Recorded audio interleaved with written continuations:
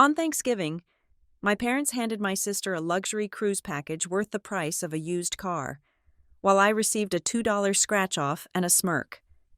They were right about one thing. I won $100 million. But the real twist was not the jackpot.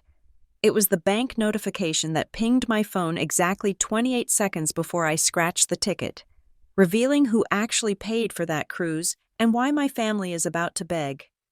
My name is Isla Miller, and I am 34 years old.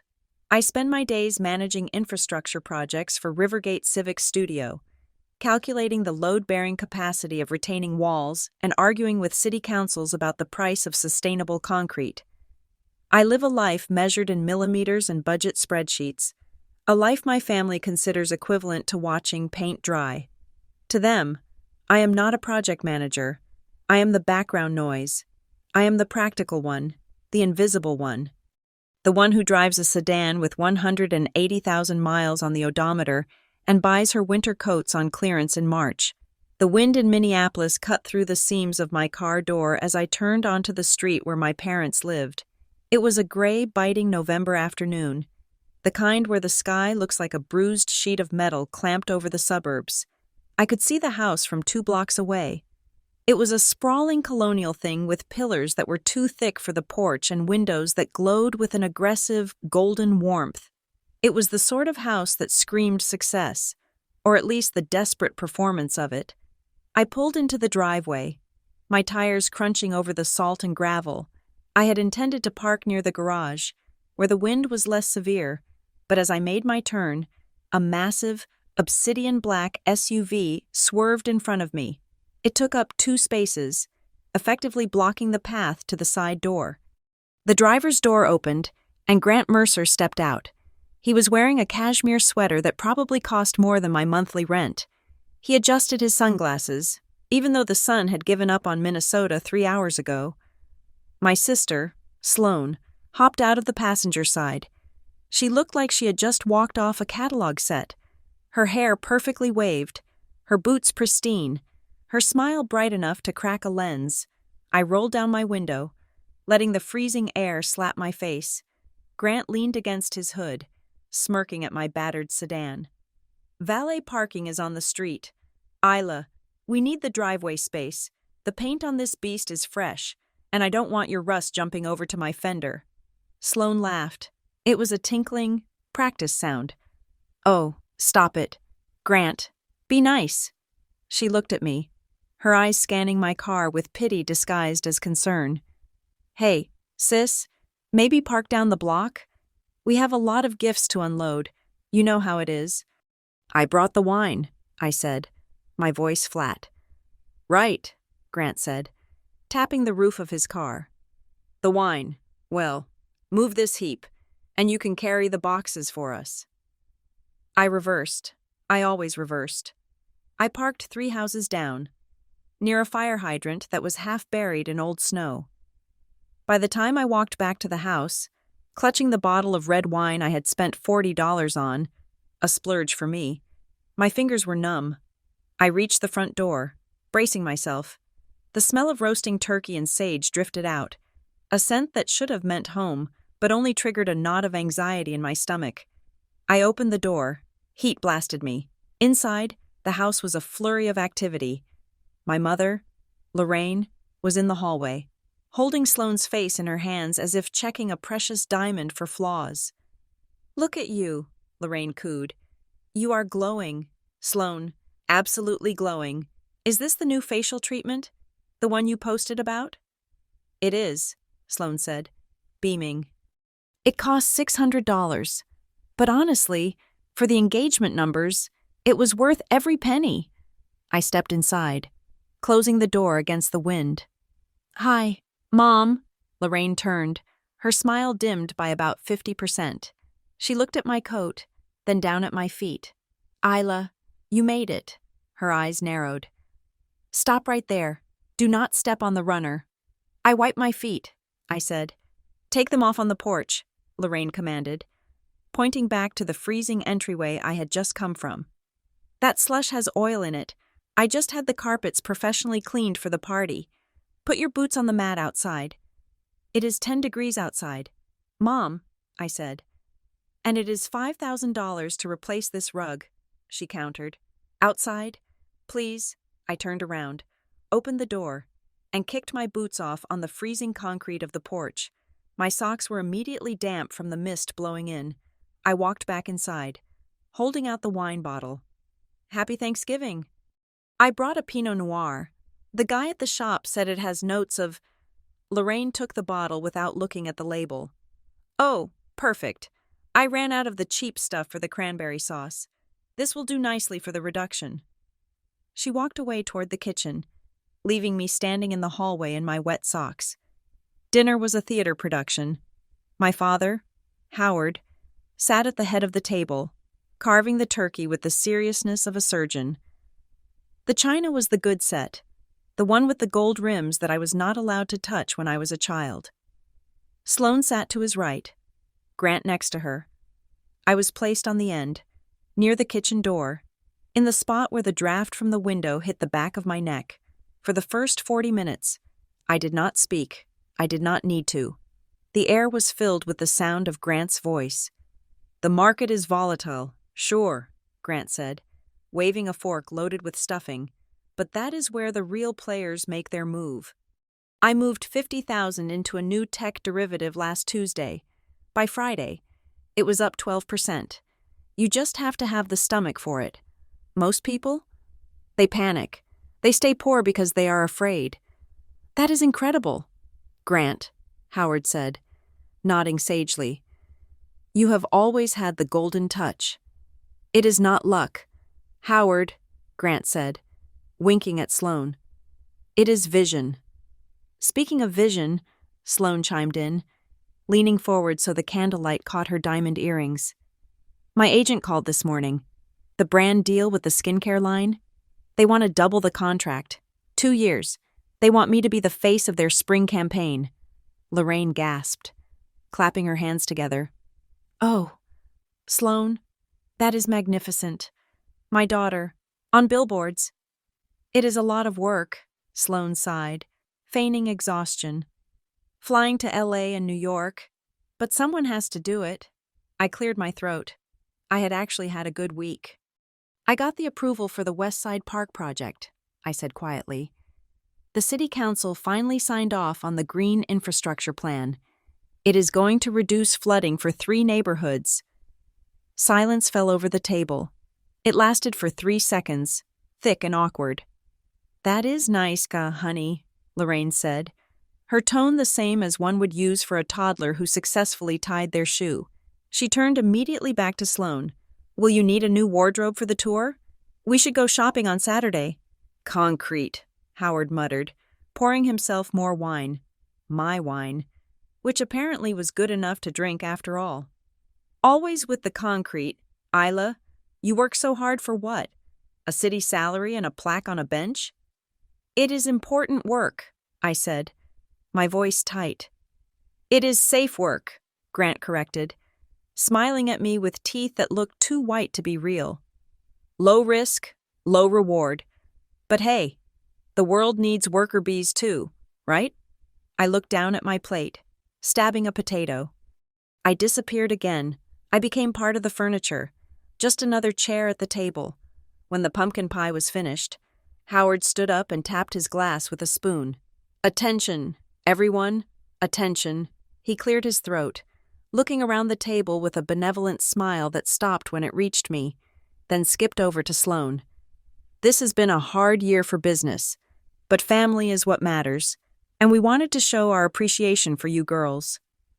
He reached into his jacket pocket and pulled out 2 envelopes.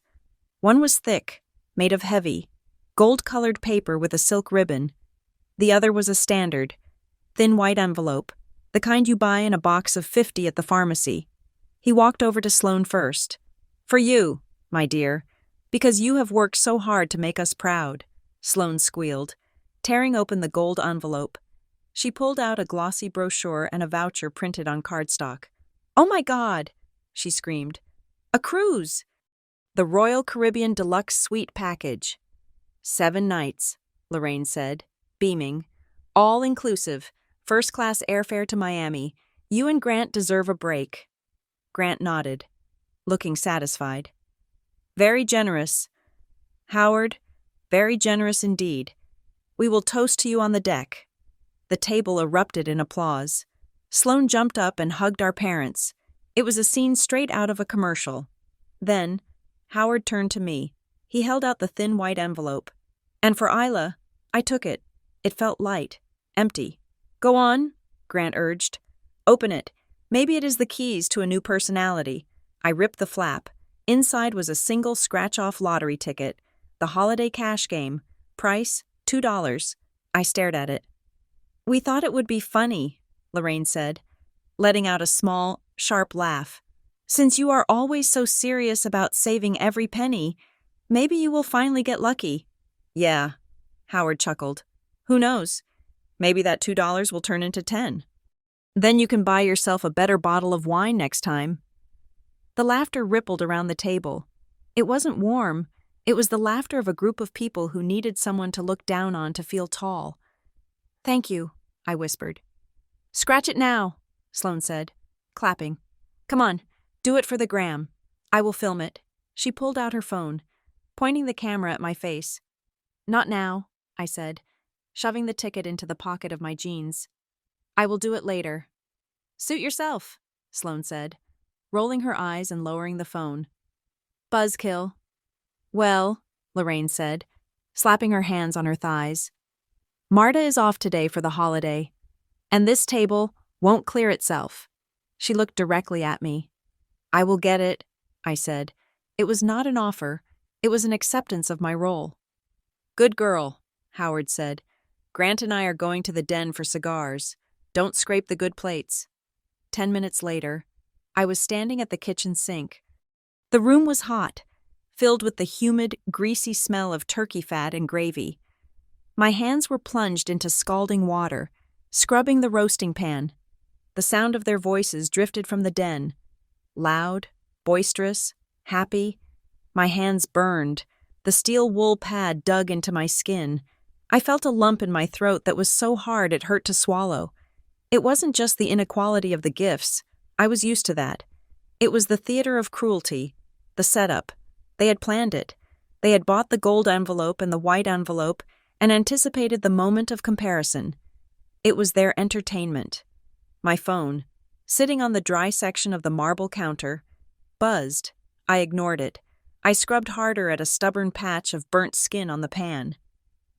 It buzzed again, and again, 3 sharp vibrations. I dried my hands on a dish towel, annoyed. I picked up the phone, expecting a spam email or a weather alert. It was a notification from my bank application. Transaction alert. High-value authorization. Merchant. Royal Caribbean Cruise Lines. Amount, $5,842. Status, pending. I stared at the screen. The water from the faucet was still running. A steady hiss in the background. I blinked. I read it again. $5,842. My stomach dropped. I opened the banking app. My savings account, the one I had been building for 5 years to put a down payment on a condo, had been drained. The available balance read, -$200. My heart hammered against my ribs like a trapped bird. I scrolled down. The transaction time was 28 seconds ago. They hadn't just given Sloane a cruise, they had bought it with my card. I looked up, staring at the closed door of the den. I could hear Grant laughing. I could hear my mother asking if anyone wanted coffee. My mind raced. How? How did they get the card? Then I remembered. 2 months ago. I had left my purse at their house during a Sunday visit. Lorraine had called me, saying she would keep it safe. She must have copied the numbers. Or maybe she added herself as an authorized user when I was a teenager, and I never checked the paperwork. Rage, cold and absolute, washed over me. It replaced the humiliation. It replaced the sadness. It was a clarity so sharp it felt like I had inhaled ice. They stole my life savings to buy a gift for the daughter they actually loved, and then handed me a $2 joke to mock my poverty. My hand brushed against my pocket. The sharp edge of the lottery ticket pricked my finger. I pulled it out, the holiday cash scratch-off, The glossy paper shimmered under the kitchen recessed lighting. Santa Claus was winking at me. I didn't want to scratch it. I wanted to march into the den and scream until the windows shattered. But I stood there, frozen, caught in the absurdity of the moment. I needed to do something with my hands before I strangled someone. I grabbed a quarter from the fruit bowl on the counter. I looked at the ticket. Match any number to the winning numbers. Win the prize shown. I scratched the first line. Aggressively, the silver latex flaked off, covering the counter in gray dust.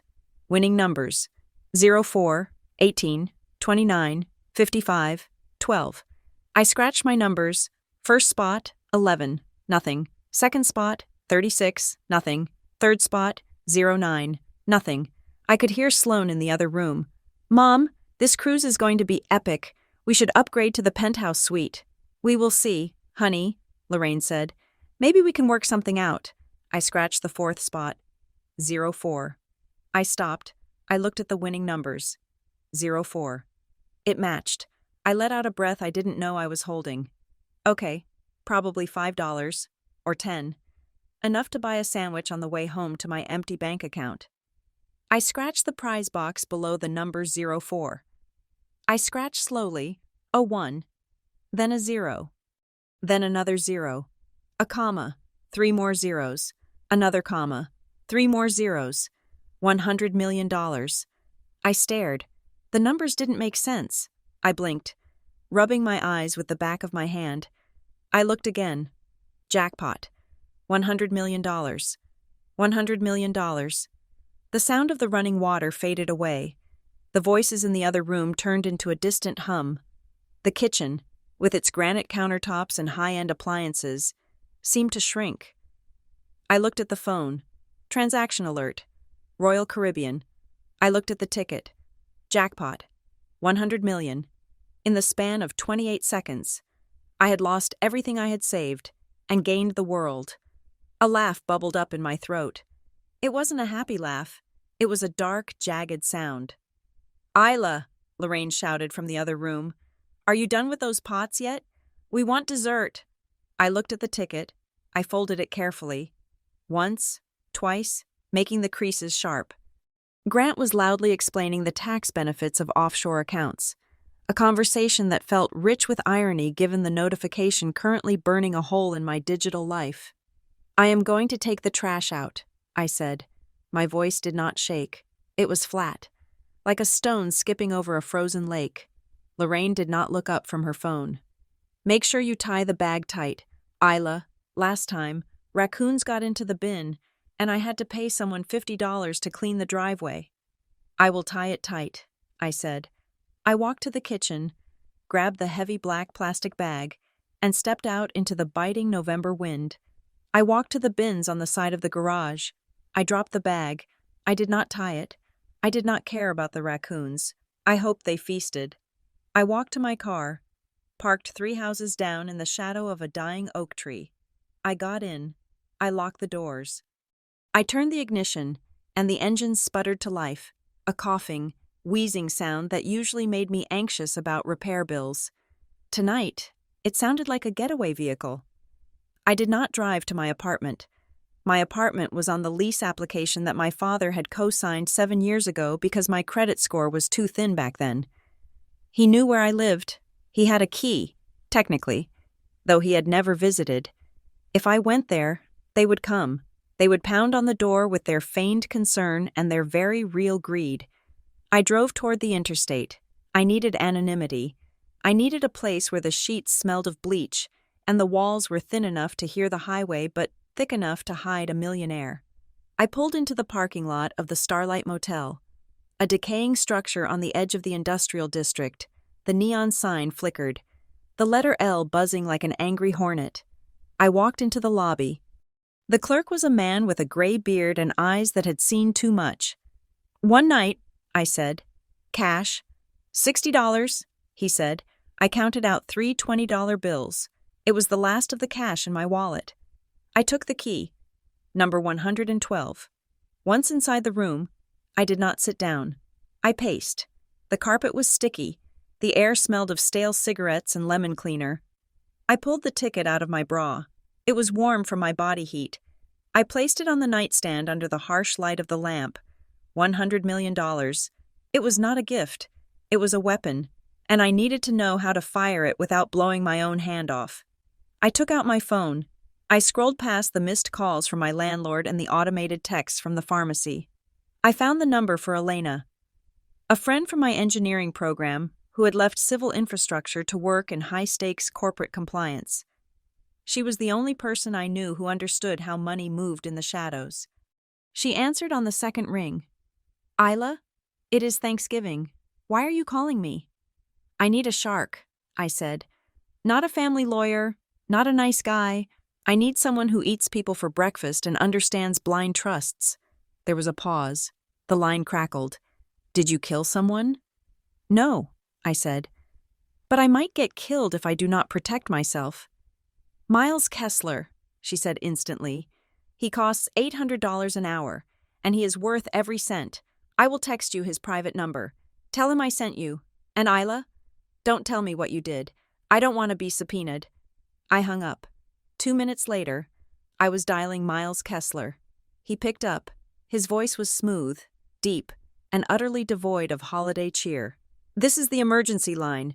You have 30 seconds to tell me why you are interrupting my scotch. I am holding a winning lottery ticket worth 9 figures, I said. "My family thinks I am destitute. They also just committed credit card fraud against me to buy a cruise. I need to secure the asset, and I need to disappear before morning." The silence on the other end was heavy. Then, I heard the sound of a glass being set down on a table. "Meet me at my office in 45 minutes, Miles said. "Bring the ticket. Bring the police report for the fraud. If you haven't filed one, we will draft the affidavit when you get here." I drove into the city. The streets were empty, the skyscrapers looming like dark sentinels. Miles's office was in a glass tower that looked down on the rest of Minneapolis. He was waiting for me in the lobby. A man in a tailored suit who looked like he had never experienced a bad hair day in his life. Upstairs, in a conference room that was larger than my entire apartment, he laid out the reality. "The money is not the problem," Miles said, sliding a thick document across the mahogany table. "The problem is the exposure. Minnesota has laws about anonymity, but they are tricky. If you claim this in your own name, the press releases your location. Your family will descend like locusts. Your third cousins will suddenly remember they loaned you $5 in kindergarten. I want them to get nothing," I said. "Not a cent." "Then we create a ghost," Miles said. He tapped the document. "This is a blind trust. We call it the North Star Trust. You appoint me as the trustee. I claim the prize on behalf of the trust. Your name appears nowhere on the public lottery records. The money flows into the trust, and the trust distributes it to you according to a schedule we determine." "Do it," I said. I signed the papers. My hand did not shake. With every signature, I felt a layer of armor wrapping around me. Isla Miller, the doormat, was dying. The North Star Trust was being born. "Now," Miles said, leaning back, "about this credit card fraud. You said they used your card for a cruise?" "Yes, Royal Caribbean. Nearly $6,000. It drained my savings." Miles smiled. It was a cold, reptilian smile. "That is excellent." "Excellent? It gives us leverage," he said. "And it gives us an immediate tactical strike." He picked up his phone. "We are going to call your bank's fraud department. We are going to flag the transaction as unauthorized activity. Since the card was physically in your possession, or at least not in theirs, and they used the numbers without consent, the bank will initiate a chargeback." "What happens to the cruise?" I asked. "The cruise line has strict policies," Miles said. "If the payment method is flagged for fraud, the reservation is canceled immediately. The tickets become void. If they try to board, or if they are checking in, the system will flag them." We made the call. I verified my identity. I stated clearly, for the recording, that I did not authorize the purchase. The bank representative apologized and initiated the freeze. "Done," Miles said. "Now, go back to your hole. Do not go home. Do not answer your phone. Let them simmer." I drove back to the Starlight Motel. It was 3 in the morning. I lay on the stiff mattress, staring at the water stain on the ceiling. My phone began to vibrate at 6 in the morning. It was Grant. I let it go to voicemail. Then my mother, then Sloan. I watched the screen light up the dark room, over and over again. Incoming call. Mom. Incoming call. Grant. Text message from Sloan. Isla, pick up. There is a huge problem at the airport. I rolled over and picked up the phone. Not to answer, but to read. Text from Grant. The card was declined at the kiosk. They are saying it is reported stolen. What the hell did you do? Fix this now. We are holding up the line. Text from Mom. Isla, this is humiliating. The agent is threatening to call security if we don't pay with another card. And your father's limit is maxed out. Call the bank and tell them it was a mistake, immediately. A smile touched my lips. It was the first genuine smile I had felt in years. They were at the airport. They had packed their bags. They had probably posted photos of their luggage on social media. And now, they were standing at the counter, surrounded by impatient travelers, being told that their luxury vacation was paid for with stolen money.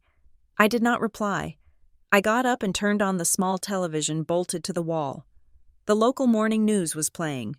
2 cheerful anchors were discussing the weather, joking about turkey comas. And in other news, the anchorman said, shuffling his papers, someone in the Twin Cities area woke up a whole lot richer this morning. The State Lottery Commission has confirmed that the single winning ticket for the holiday jackpot was sold yesterday evening. I sat up. The winning ticket, the anchorwoman continued, was purchased at the Speedy Stop convenience store on Oak Ridge Road in Minnetonka. My breath hitched. Oak Ridge Road.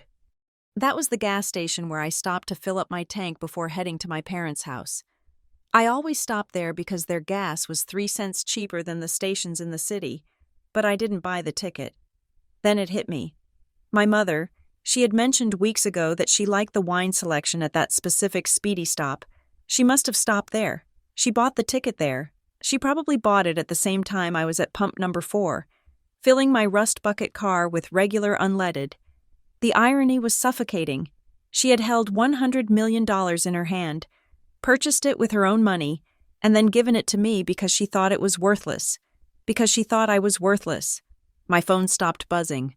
The silence lasted for 4 minutes. It was a heavy, pregnant silence. They had seen the news. They were at the airport, angry and stranded, scrolling through their phones. They would have seen the location. They knew I got gas there. They knew they bought the ticket there. They were doing the math. My phone lit up again. This time, it wasn't a demand. It wasn't an insult. Text from Mom. Isla, honey, are you there?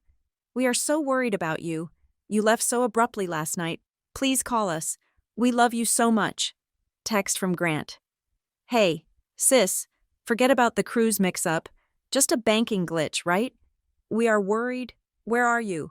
Let's grab breakfast. My treat. Text from Sloan. Isla, OMG, call me back. I miss you. I stared at the messages. The anger evaporated, replaced by a cold, hard resolve. They didn't know I had frozen the money in a trust yet. They didn't know about Miles. They thought I was just Isla, the confused girl with a winning ticket in her pocket, waiting to be told what to do. They thought they could charm the ticket out of my hand just as easily as they had swiped my credit card numbers.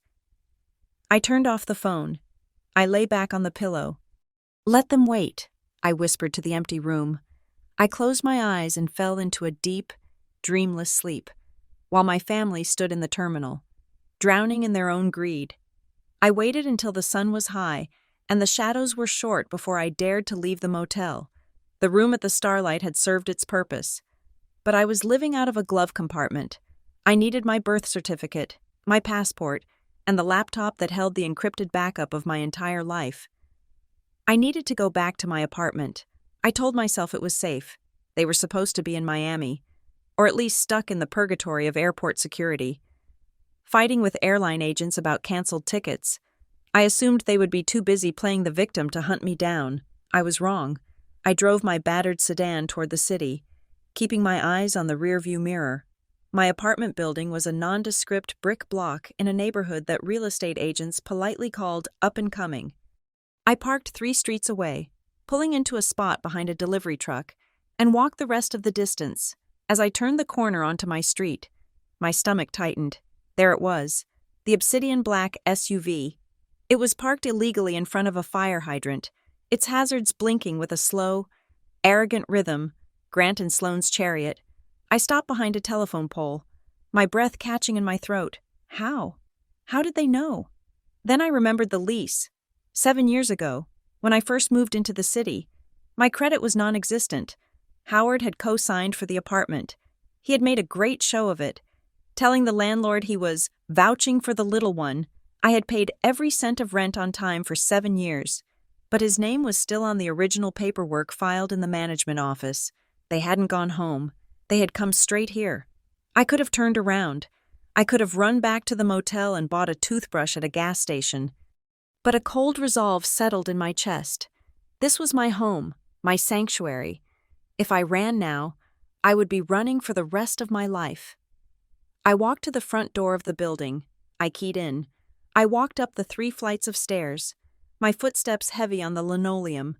I reached my door. I could hear voices inside. My blood ran cold. They weren't just waiting outside. They were inside. I looked at the lock. It wasn't broken. Howard. He must have bullied the super into letting them in, claiming a family emergency. "My daughter is missing," he would have said. "We are worried sick." I took a deep breath, unlocked the deadbolt, and pushed the door open. The scene that greeted me was grotesque in its normalcy. My mother, Lorraine, was sitting on my second-hand beige sofa, holding a throw pillow against her chest. She looked like a tragic heroine from a soap opera. Her makeup slightly smudged, carefully smudged. I suspected. Howard was standing by the window, peering through the blinds like a sentry. Grant was sitting at my small dining table, his laptop open. Papers spread out across the surface where I usually ate my morning oatmeal. Sloane was pacing the kitchen, holding a bottle of water she had taken from my fridge. When the door opened, the room froze. "Isla!" Lorraine cried out. It was a wail. She threw the pillow aside and rushed toward me. Before I could step back, she wrapped her arms around me, burying her face in my shoulder. She smelled of expensive perfume and the stale airport air. "Oh, thank God. Thank God you are safe. We were terrified. You just vanished." I stood stiffly, my arms at my sides. "Get off me. Mom!" She pulled back, gripping my shoulders, her eyes wide and searching. "How can you say that? We thought you had a breakdown. We thought someone had hurt you." "The only people trying to hurt me are standing in this room," I said, stepping out of her grasp. I looked at Howard. "How did you get in?" "The superintendent understands that family comes first," Howard said. His voice was calm, authoritative. He walked over to the kitchen counter and picked up a bottle of wine, a bottle I had been saving for a special occasion. He had already opened it. He poured a glass and held it out to me. "Here, sit down, Isla. You look pale. You are in shock. It is understandable." "I am not in shock," I said. "And I don't want your wine. It is your wine, actually," Sloane said, leaning against the counter. She looked tired, her perfect blowout slightly deflated. "And honestly, it is barely drinkable, but we are making do." "Sit," Howard commanded. It wasn't a request. He pulled out a chair opposite Grant. "We need to talk. We have a crisis to manage." "There is no crisis," I said, remaining standing near the door. "I won a lottery. You tried to steal my money for a boat ride. I froze the cards. End of story." "Steal?" Grant let out a sharp, incredulous laugh. He tapped a pen against the table. "That is a very heavy word. Isla, very legalistic. We prefer to call it a misunderstanding of resource allocation." "Resource allocation?" I repeated. "Look," Grant said, shifting his tone to the one he used when explaining cryptocurrency to his grandmother.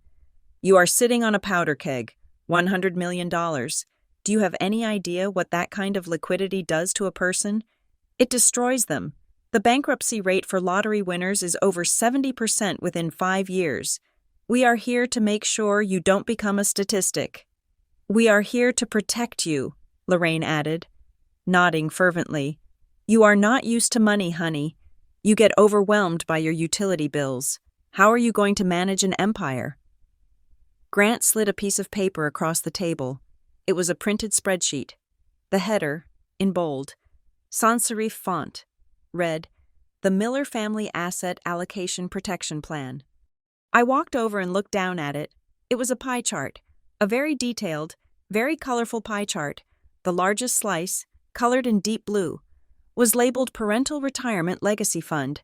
It accounted for 40% of the total. The second largest slice, in aggressive red, was labeled Mercer Miller Investment Holdings, managed by G. Mercer. That was 35%. The third slice, a sliver of green, was labeled Isla Miller Personal Stipend, Managed Trust. It was 10%. The remaining 15% was designated for tax legal contingencies. I stared at the paper. The audacity was so physical it almost had mass. "What is this?" I asked, my voice dangerously quiet. "It is a roadmap," Grant said, leaning back and clasping his hands behind his head. "I stayed up all night running the numbers. This structure minimizes your tax liability by spreading the asset base across the family unit. Mom and Dad get the retirement they deserve. After raising you, it is only fair. Sloan and I will handle the aggressive growth investments. We will leverage the capital into real estate and tech startups. And you?" He pointed to the thin green slice. "You get a guaranteed allowance. You can quit your job. You can buy a nice condo. You will never have to worry about a bill again. We manage the heavy lifting. You enjoy the life." 10%, I said. "You want me to give you 90% of my ticket?" "It is not giving, Isla," Howard said, stepping in. "It is sharing. We are a family. We rise together. You cannot possibly think you deserve to keep all of that just because you scratched a piece of paper. It was luck. But what we do with it, that is strategy." "And the cruise?" I asked. I looked at Lorraine. "The $5,000 you charged to my card yesterday, was that strategy too?" The room went silent.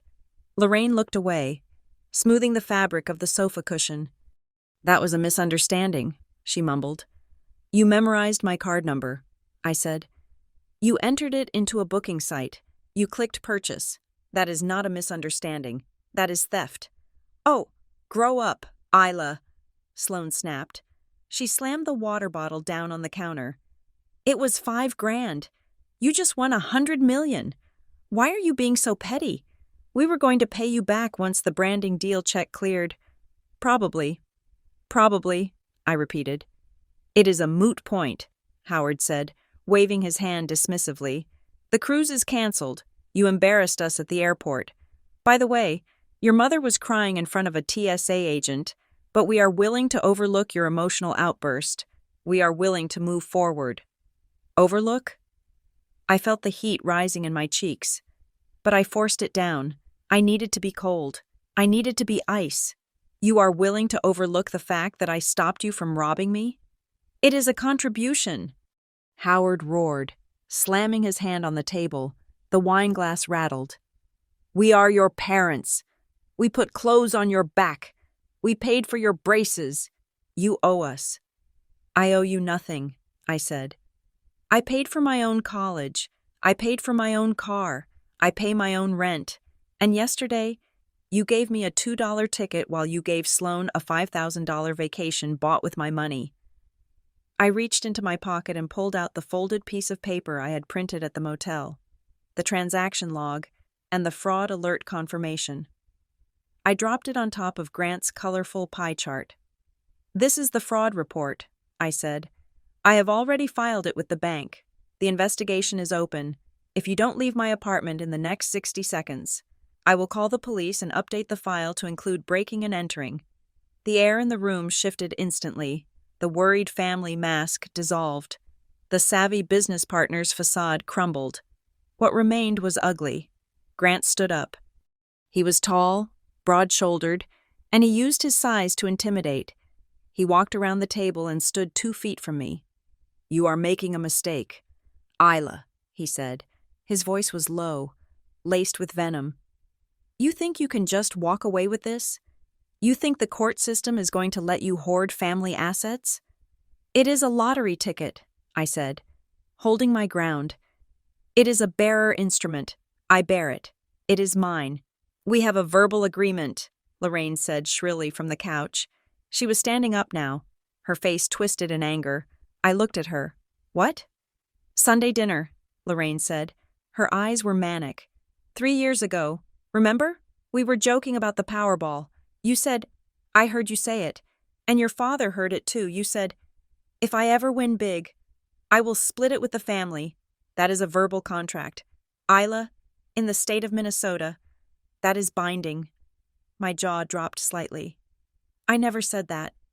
I said if I won, I would buy a house where I didn't have to listen to the neighbors argue." "We remember it differently," Howard said, crossing his arms. "And so will a jury. Do you really want to spend the next 5 years in litigation? Your assets frozen? Your name dragged through the mud? We will paint you as the ungrateful daughter who abandoned her sick mother." "I am not sick," Lorraine interjected, then caught herself. "I mean, my heart condition, the stress you're causing me right now. Isla, it could kill me." "We have witnesses," Grant added, a smirk returning to his face. "Sloan heard it too. Didn't you—" "Sloan?" Sloan looked at me, then at Grant. She hesitated for a fraction of a second, then nodded. "Yeah, I heard it. 50-50 split. That was the deal." I looked at them. My father, the failed businessman. My mother, the enabler. My sister, the narcissist. My brother-in-law, the leech. They were rewriting reality in real time, constructing a cage of lies to trap me. I realized then that Miles was right. They weren't family. They were a syndicate. I reached into my pocket and pulled out my phone. I held it up. The screen was black, but the red recording indicator was pulsing silently in the corner. "I have been recording since I walked in the door," I said. Grant's face went white. "I have you admitting to the cruise theft," I said. "I have you proposing a 90-10 split that contradicts your so-called 50-50 verbal contract, and I have you threatening me with litigation based on perjury." I took a step toward the door and held it open. "Get out." "Isla, you can't record us without consent," Grant shouted. "Actually," I said, my voice trembling slightly now, not from fear but from adrenaline, "Minnesota is a one-party consent state.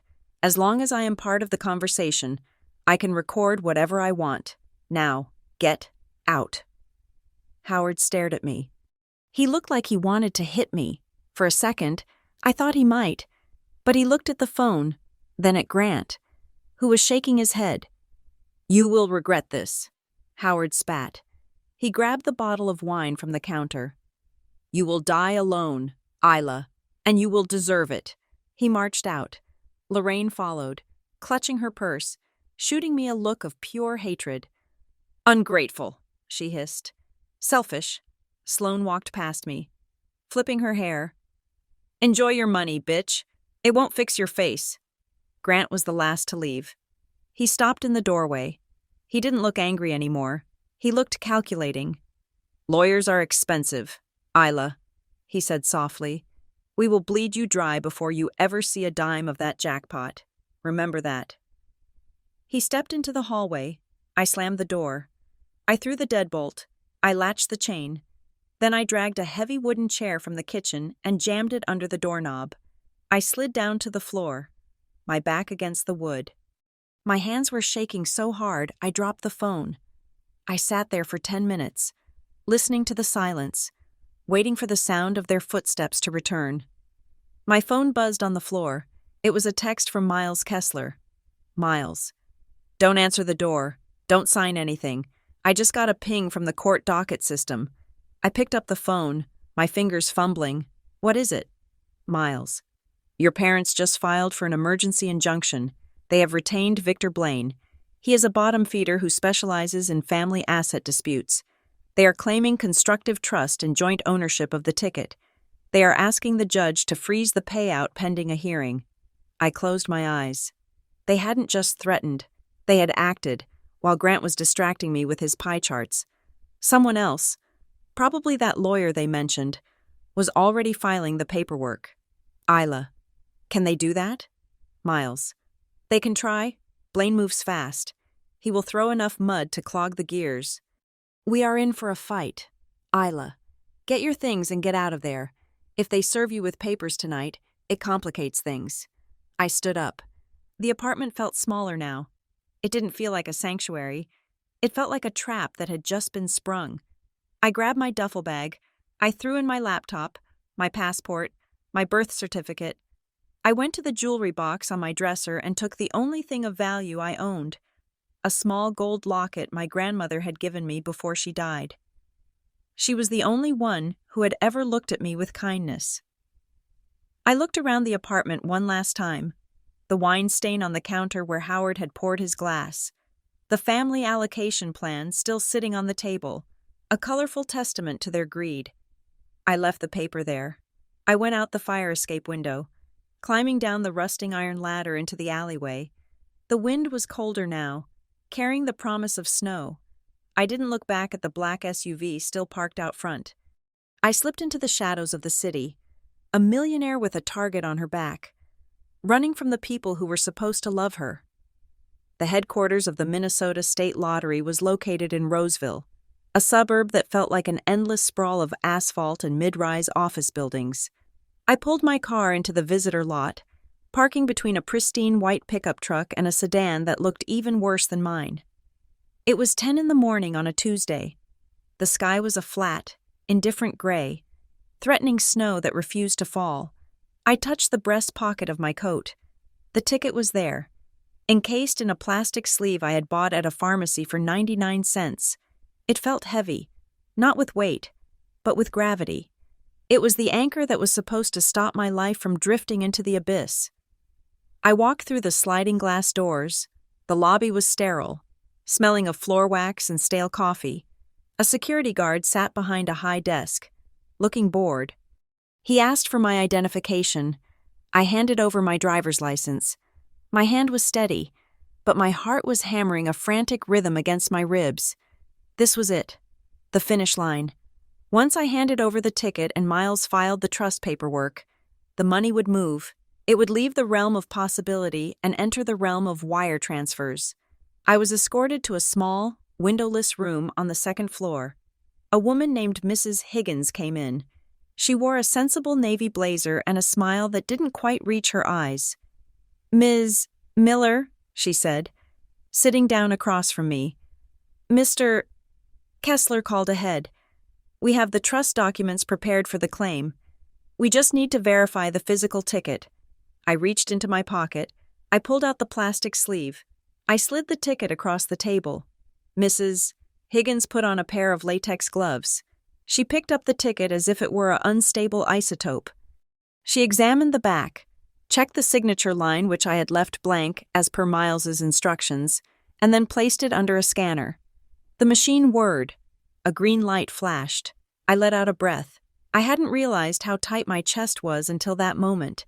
It was real. It was over. Then, the printer behind Mrs. Higgins's desk made a sharp, grinding noise. It didn't print a claim receipt. It spat out a single sheet of red paper. Mrs. Higgins's smile evaporated. She looked at the screen of her computer, then at the paper, then at me. Her face hardened into the mask of a bureaucrat who has just found a problem she does not want to deal with. "Is there a problem?" I asked. The silence in the room suddenly felt loud. "Ms. Miller," she said, her voice dropping an octave. "I am afraid we cannot process this claim today." "What do you mean?" I stood up. "The numbers match. I checked them 1,000 times. The scanner just turned green." "The ticket is valid," she said. "That is not the issue. The issue is the legal status of the ownership." She turned the red paper around and slid it toward me. It was a court order. State of Minnesota. District Court. 4th Judicial District. Petitioners: Howard and Lorraine Miller. Respondent: Isla Miller. Subject: Emergency motion for temporary injunction and asset preservation. I stared at the words. They swam before my eyes. "What is this?" I whispered. "We were served with this order 40 minutes ago." Mrs. Higgins said, "Your parents have filed a motion claiming that the ticket is a disputed family asset, subject to a pre-existing verbal contract and joint venture agreement. They allege that you absconded with communal property." "That is a lie," I said. My voice rose. "I bought the ticket. It was a gift. They gave it to me." "That is for a judge to decide, not the Lottery Commission," Mrs. Higgins said, pulling the ticket back toward her side of the desk. "Per the court order, we are required to secure the physical ticket and place any potential winnings into a court-controlled escrow account until the litigation is resolved. We cannot release a penny to you or to the North Star Trust until the injunction is lifted." "You are keeping the ticket?" I asked. Panic clawed at my throat. "It is evidence now," she said. She opened a drawer and took out a heavy evidence bag. She dropped my $100 million future into it and sealed the top. "We will hold the funds, but you cannot touch them." I walked out of the building 10 minutes later. I felt lighter. But in the sickening way a person feels lighter after being hollowed out. I didn't have the money. I didn't have the ticket. All I had was a carbon copy of a receipt saying that the state of Minnesota was holding my life hostage. I sat in my car and called Miles. "I know," Miles said before I could speak. "I just got the electronic notification. Victor Blaine is fast." I will give him that. He filed an ex parte motion, which means he went to a judge without us being there, claiming irreparable harm if you were allowed to cash out and flee the country. They took it. "Miles," I said. I gripped the steering wheel so hard my knuckles turned white. "They locked it away. How long will this take?" "The hearing to contest the injunction is in 2 weeks," Miles said. "But the actual trial to determine ownership? If they drag out discovery, if they demand depositions, if they appeal, Ela, this could take a year, maybe 2. 2 years? I laughed. A broken, jagged sound. "I have $40 in my wallet." "That is their strategy," Miles said. His voice was grim. "They don't need to win on the merits. They know their case is weak. The verbal contract argument is flimsy at best. But they have money, or at least access to credit. And you don't? They are counting on the fact that you can't afford to fight them. They want to starve you out until you agree to a settlement." "Starve me out," I repeated. "It is a siege," Miles said. "They have surrounded the castle and cut off the water supply. I can try to get the judge to release a living stipend, but Blaine will fight it. He will argue that since you have a job, you don't need the lottery money to survive." "I don't have a job," I said. "My boss put me on indefinite unpaid leave this morning because the company phone lines were jammed with people calling me a thief." "I see," Miles said. There was a pause. "Isla, listen to me. This is going to get ugly. You need to hunker down. Don't spend a dime you don't have to. I am working on a counter-motion, but the legal system is a slow beast." I hung up. I started the car. The fuel light pinged. I had less than 20 miles of gas left. I drove to the nearest gas station. Not the speedy stop. I couldn't bear to look at it. I went to a generic station down the road. I inserted my debit card. Declined. I stared at the pump. I tried again. Declined. Contact issuer. I pulled out my phone and opened my banking app. Account status. Restricted. I called the bank, sitting in the driver's seat while the wind shook the car. "Ms. Miller," the fraud specialist said, her voice robotic. "Because you reported a high-value, unauthorized transaction on the credit card linked to this profile, and because there is now a dispute regarding the liability of that charge. We have placed a temporary security freeze on all linked accounts. It is for your protection." "For my protection?" I nearly screamed. "I have no gas. I have no food. You locked my checking account because I reported a theft?" "It is standard protocol during a fraud investigation involving family members," she said. "We have to verify that you were not complicit in the transaction. Given the large sum and the relationship, it is flagged as potential collusion until proven otherwise. The investigation can take up to 10 business days. 10 business days. 2 weeks. I had $40 cash, a quarter tank of gas, no job, no access to my savings, and $100 million sitting in a government vault 5 miles away. I put $5 of gas in the tank. I bought a loaf of white bread and a jar of peanut butter. That left me with $28. I drove back to the city, but I couldn't go to the motel. I couldn't afford another night at $60. I couldn't go to my apartment. I had seen a car that looked like Grant's prowling the block earlier. I found a Walmart parking lot. It was crowded, anonymous. I parked in the back row, near the donation bins. I reclined the seat. I ate a slice of dry bread. It tasted like sawdust. My phone buzzed. It was an email. My landlord. Subject: overdue rent. Immediate action required. Isla, I have not received your rent for December. Usually, I give a grace period, but with the police visiting the building yesterday regarding a domestic disturbance at your unit, and the complaints from neighbors about people banging on your door, I am not inclined to be lenient. Please remit the full amount, plus the late fee by tomorrow, or I will begin eviction proceedings. They had banged on my door? Of course they had. They were probably checking to see if I had come back. My phone buzzed again. A text message. It was Grant. Grant. Hey, Isla. Just heard from our lawyer that the state locked up the ticket. Bummer. That legal red tape is a nightmare, isn't it? Look, we don't want you to suffer. The offer is still on the table. 50-50. You sign the agreement, we drop the injunction, and the money is released tomorrow. You could have $50 million in your account by noon, or you can eat ramen in your car for the next 2 years. Your choice. Don't be stupid. He knew.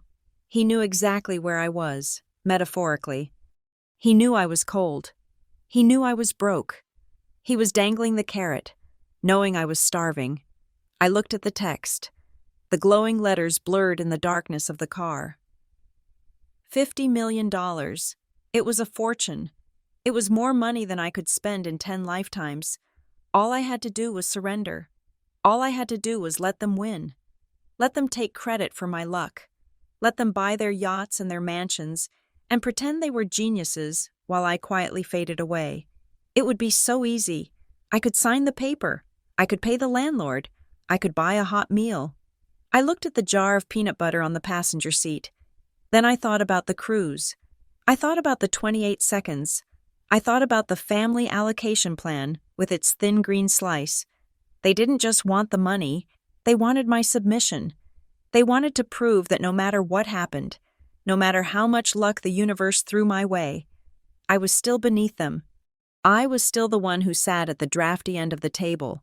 If I signed, I wasn't just giving them money, I was giving them permission to own me forever. I typed a reply. Isla, I would rather starve. I hit send. Then I turned off the phone. The cold was seeping into the car. I pulled my coat tighter. I needed a plan. Defense was not working. Miles was playing by the rules, filing motions and waiting for hearings. But my family didn't play by the rules. They played dirty. They used public humiliation, financial strangulation, and emotional terrorism. If I wanted to survive, if I wanted to unlock that money before I froze to death in a parking lot, I had to stop acting like a plaintiff and start acting like a predator. I couldn't fight them in court. I didn't have the time or the money. I had to fight them in the real world. I had to find the cracks in their perfect, shiny lives and pry them open until the whole structure collapsed. I took a bite of peanut butter straight from the spoon. I had $28. I had a full tank of rage. And I had a memory of something Nolan, a friend from my college days who went into private investigation, once told me, everyone has a secret that costs more than money. I didn't need millions to destroy them. I just needed the truth. I adjusted the seat, staring up at the street lamp buzzing overhead. Tomorrow, I wouldn't call Miles. I would call Nolan. And I wouldn't be asking for legal advice. I would be asking for ammunition. I woke up to the sound of a shopping cart slamming against a metal corral. My neck was stiff, a painful reminder that the driver's seat of a 10-year-old sedan was not designed for sleeping. The Walmart parking lot was bathed in the thin, gray light of dawn. I rubbed the grit from my eyes and reached for my phone. I had turned it off to save battery, but I needed to check if Miles had found a legal loophole, or if my landlord had carried out his threat to change the locks.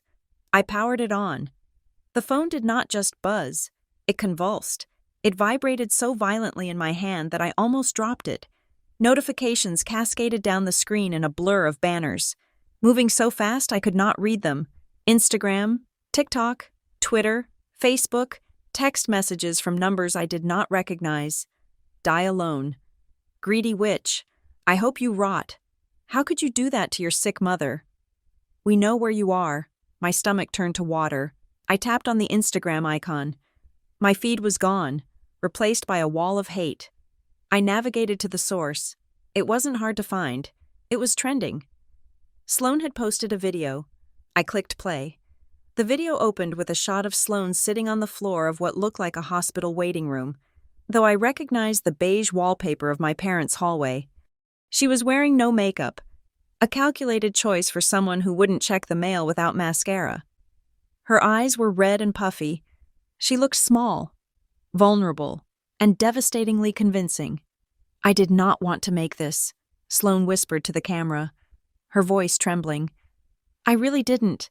We wanted to handle this privately, but I cannot sit back and watch my family be destroyed, she sniffed, wiping a tear that tracked perfectly down her cheek. You guys know my sister, Isla. I have talked about her before. I always looked up to her, but money changes people. I just didn't know it could turn someone into a monster. The camera cut to a shaky angle of my mother lying on the living room sofa, a damp washcloth on her forehead, looking as if she were on her deathbed. My mom she is not doing well, Sloane's voiceover continued. She has a heart condition. We were all celebrating Thanksgiving. It was supposed to be a happy night. My dad bought a lottery ticket. A family ticket. We all scratched it together. It was a moment of pure joy. We won. We actually won. The video cut back to Sloane's face. She looked directly into the lens. But then Isla. She just snapped. She grabbed the ticket. She shoved my mom. My mom fell. Guys, she hit her hip against the table. And Isla she laughed. She took the ticket and ran out the door. She stole our future. She stole my parents' retirement. And now she is hiding, letting her own mother suffer while she lawyers up. The video ended with a black screen and white text. Justice for the Millers. I sat in my frozen car, staring at the replay button. It was a masterclass in fiction. The shove, the family ticket, the heart condition. It was all a lie. A 60-second lie that had already been viewed 3 million times. I looked at the comments. User 778. What a scumbag. Someone needs to teach her a lesson. Minneapolis. Mom.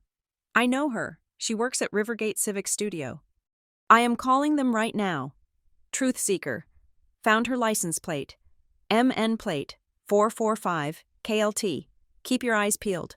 Folks, I looked up. My license plate was 445 KSLT. I started the car. My hands were shaking so badly I could barely turn the key. I had to move. They had posted my plate. The internet wasn't just in the cloud anymore. It was weaponized, and it was hunting me in the real world. I drove aimlessly for an hour, terrified that every car behind me was following me. I needed to go to my office, not to work, but to beg. I needed to explain to Mr. Henderson before he saw the video, or at least before he believed it. I needed my job. Without that paycheck, I had no defense. I pulled into the lot of Rivergate Civic Studio. I parked in the back, near the dumpster, hoping to remain unseen. I pulled my hood up and walked quickly to the side entrance. My keycard did not work. The little light on the reader blinked angry red. Access denied. I tried again. Access denied. The door opened from the inside. It was Sarah, the receptionist. She didn't hold the door for me. She stood in the gap, blocking my path.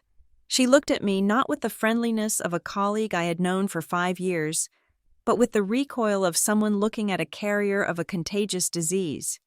"Mr. Henderson is in a meeting," she said stiffly. "I need to talk to him. Sarah," I pleaded. "The video. It is a lie. Sloan is making it up." "Isla," Mr. Henderson's voice boomed from down the hall. He walked toward the door. He looked tired. He was holding a tablet. He stopped 3 feet away from me.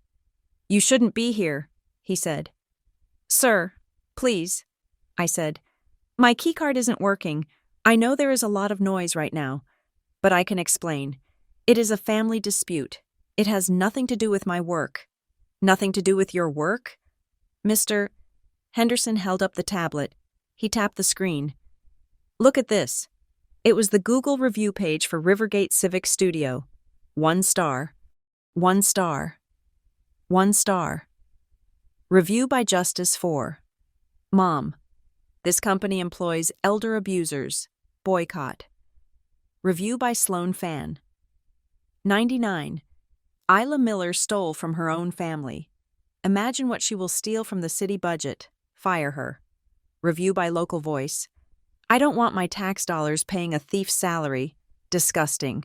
The rating had dropped from 4.8 stars to 1.2 stars in 12 hours. "We have had 40 calls this morning," Mr. Henderson said. The city council liaison called. They are putting the West Side Park project on hold. They said they are concerned about the optical integrity of the project leadership. Optical integrity. That means you, Isla. "I didn't do it," I said, my voice cracking. "I have the receipts. I have proof." "It doesn't matter," Mr. Henderson shouted. He lowered his voice, looking around to see if other employees were watching. "In this business, perception is reality. We bid on public contracts. We rely on public trust. Right now, you are radioactive. I cannot have you in this building. I cannot have your name on our payroll." "Are you firing me?" I asked. The cold wind from the open door was biting through my thin coat. "I am converting your leave to an indefinite unpaid suspension, pending an internal review," he said. It was legal speak for go away and never come back. "If this blows over, maybe we can talk. But right now, you need to leave. If the press finds out you are here, they will swarm the lot." "Mr. Henderson," I said, "I have no money. They froze my accounts. If I lose this job, I have nothing." He looked at me. For a second, I saw a flicker of pity. But then he looked at the tablet, at the flood of 1-star reviews destroying the business he had built for 20 years. "I am sorry. Isla," he said. "Please leave the premises." The door clicked shut, the lock engaged. I walked back to my car. I sat in the driver's seat and screamed. It was a silent scream, my mouth open, my lungs burning, but no sound came out because I was too terrified to make noise. I was completely alone. I spent the afternoon in the parking lot of a public library in a neighboring town, leeching their Wi-Fi. I watched my life disintegrate in real time. A website called DocSpin had a thread dedicated to me. They had my home address. They had my phone number. They had my high school yearbook photo. Someone had posted a picture of my car taken from a highway overpass an hour ago, spotted on a 94 heading west. I wasn't just being harassed. I was being tracked. My stomach growled, a painful, cramping reminder that I hadn't eaten since the peanut butter yesterday. I had $19 left. I waited until dark to go to the grocery store. I chose a discount supermarket in a rundown strip mall, hoping the clientele there would be less concerned with viral TikTok drama. I pulled my hat down low and wrapped a scarf around the lower half of my face. I grabbed a basket. I moved quickly, a loaf of bread, a pack of generic ham, a gallon of water. I was in the checkout line, keeping my head down, when I felt eyes on me. Behind me, 2 teenage girls were whispering. "Is that her?" one hissed. "I think so. Look at the coat. It is the same one from the picture on Reddit." I froze. I stared at the conveyor belt, willing it to move faster. The cashier was scanning a bag of onions with agonizing slowness. "Hey," a voice said. I didn't turn around. "Hey, lottery girl." I abandoned the basket. I didn't pay. I just turned and ran. "It is her!" the girl shouted. "World star!" I burst through the automatic doors, my boots slipping on the slush. I could hear footsteps behind me. I heard the digital shutter sound of a phone camera. "Smile for the camera, thief!" a boy's voice yelled. I reached my car. I fumbled with the keys, dropping them in the snow. Panic surged through me like an electric shock. I fell to my knees, scrabbling in the cold, wet slush until my fingers closed around the metal.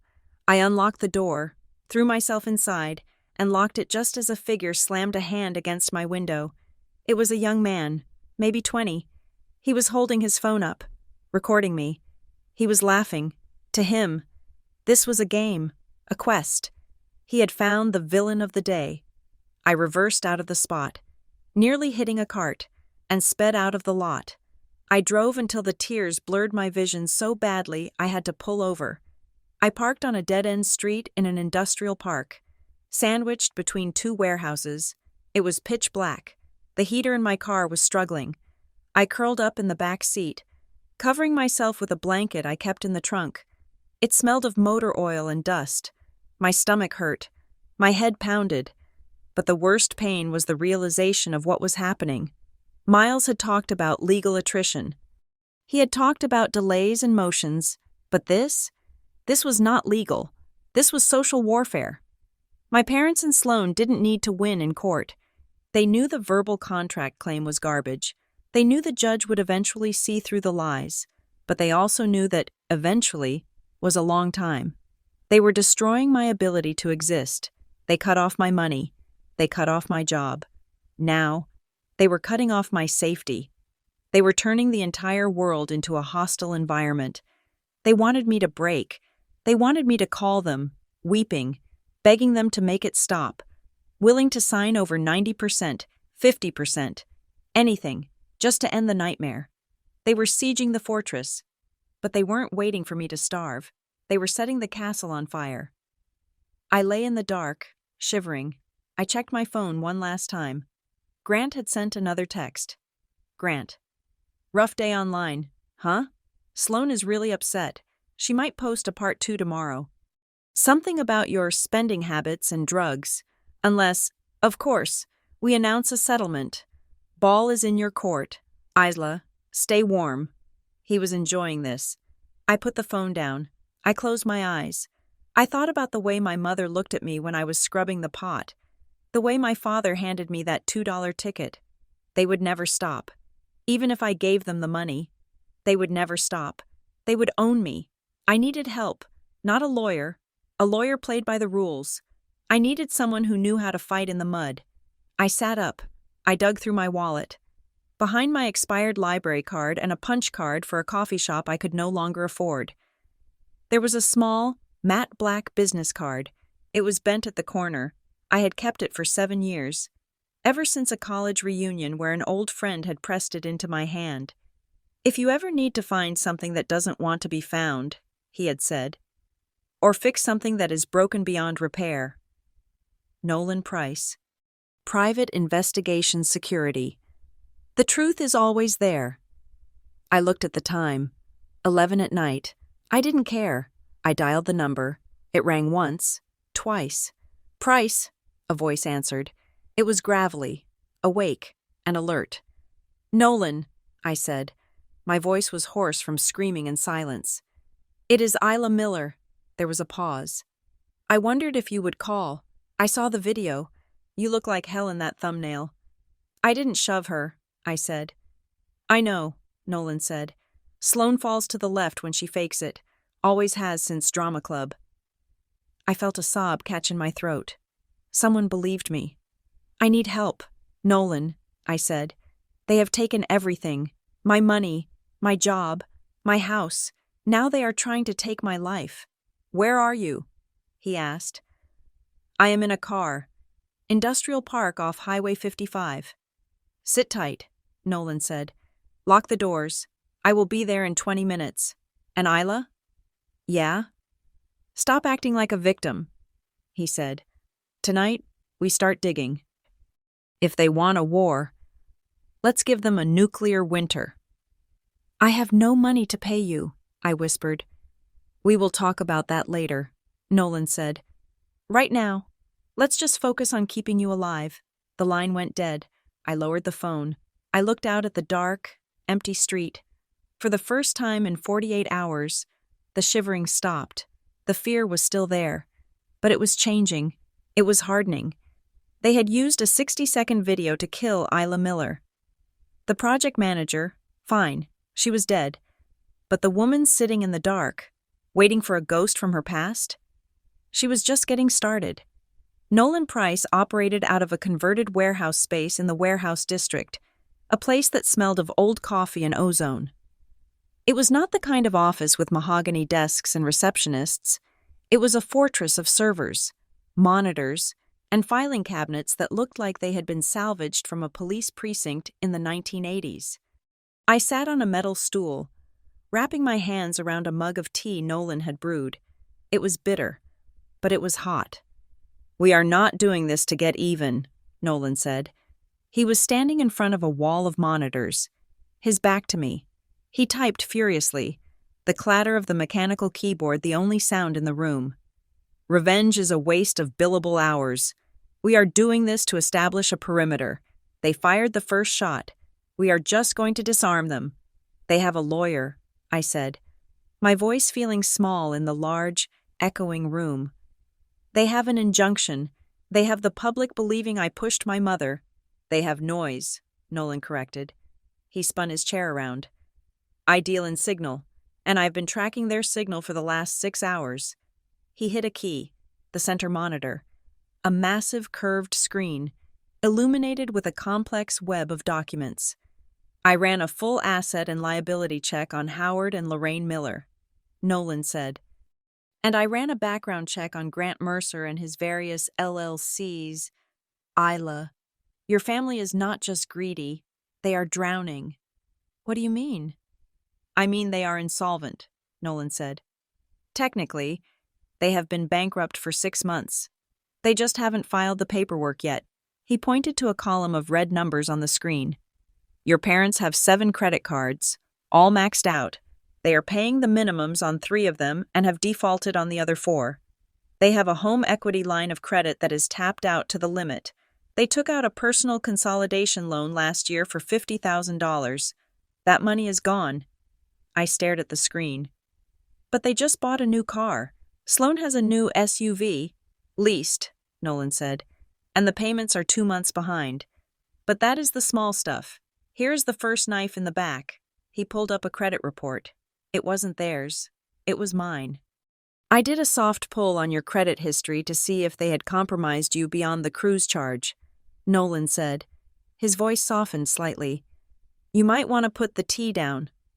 I set the mug on the desk. Tell me. There are 4 open lines of credit in your name that you didn't tell me about, Nolan said.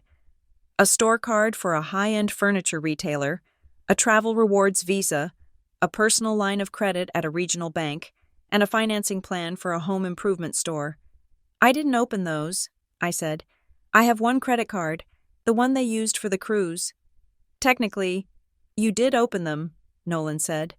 Or rather, someone with your social security number, your mother's maiden name, and access to your digital signature opened them. The IP addresses trace back to your parents' house. I felt the blood drain from my face. When? Started 8 months ago, Nolan said. Around tax season? Did you go over there to help them with their filing? I nodded slowly. Mom said she wanted to get organized. She asked me to bring my documents so she could see how I filed my deductions. She said she wanted to learn. She learned, Nolan said grimly. She copied your information. That beige sectional sofa in their living room, the one you sat on when they tried to force you to sign the allocation plan. You bought that. $3,000. The trip to Napa Valley they took in August. You paid for the flights. She stole my identity, I whispered. My own mother. She calls it borrowing, I am sure, Nolan said. But in the eyes of the law, it is felony identity theft and wire fraud. That is our first lever, but it gets worse. He clicked another file. A grainy photo appeared on the screen. It looked like it had been taken from a car window with a zoom lens. It showed the front of my parents' house. There were overgrown bushes near the porch. Tucked deep inside the foliage, barely visible, was a piece of paper taped to the siding. "I drove by their place 3 hours ago," Nolan said. "I saw the corner of this flapping in the wind. I walked up and took a picture while they were inside arguing." He zoomed in. The text was legible. "Notice of foreclosure sale. Sheriff's sale date, December 3rd. "December 3rd?" I said. That is in 8 days." "Exactly," Nolan said. "They are not just trying to grab your winnings because they want to be rich. They are trying to grab them because they are about to be homeless. The bank is taking the house. They have ignored the notices for months, hiding them in the bushes so the neighbors don't see. That is why the pressure is so high. That is why they need you to sign now. If they don't get a cash infusion in the next week, the locks get changed." "Why didn't they tell me?" I asked.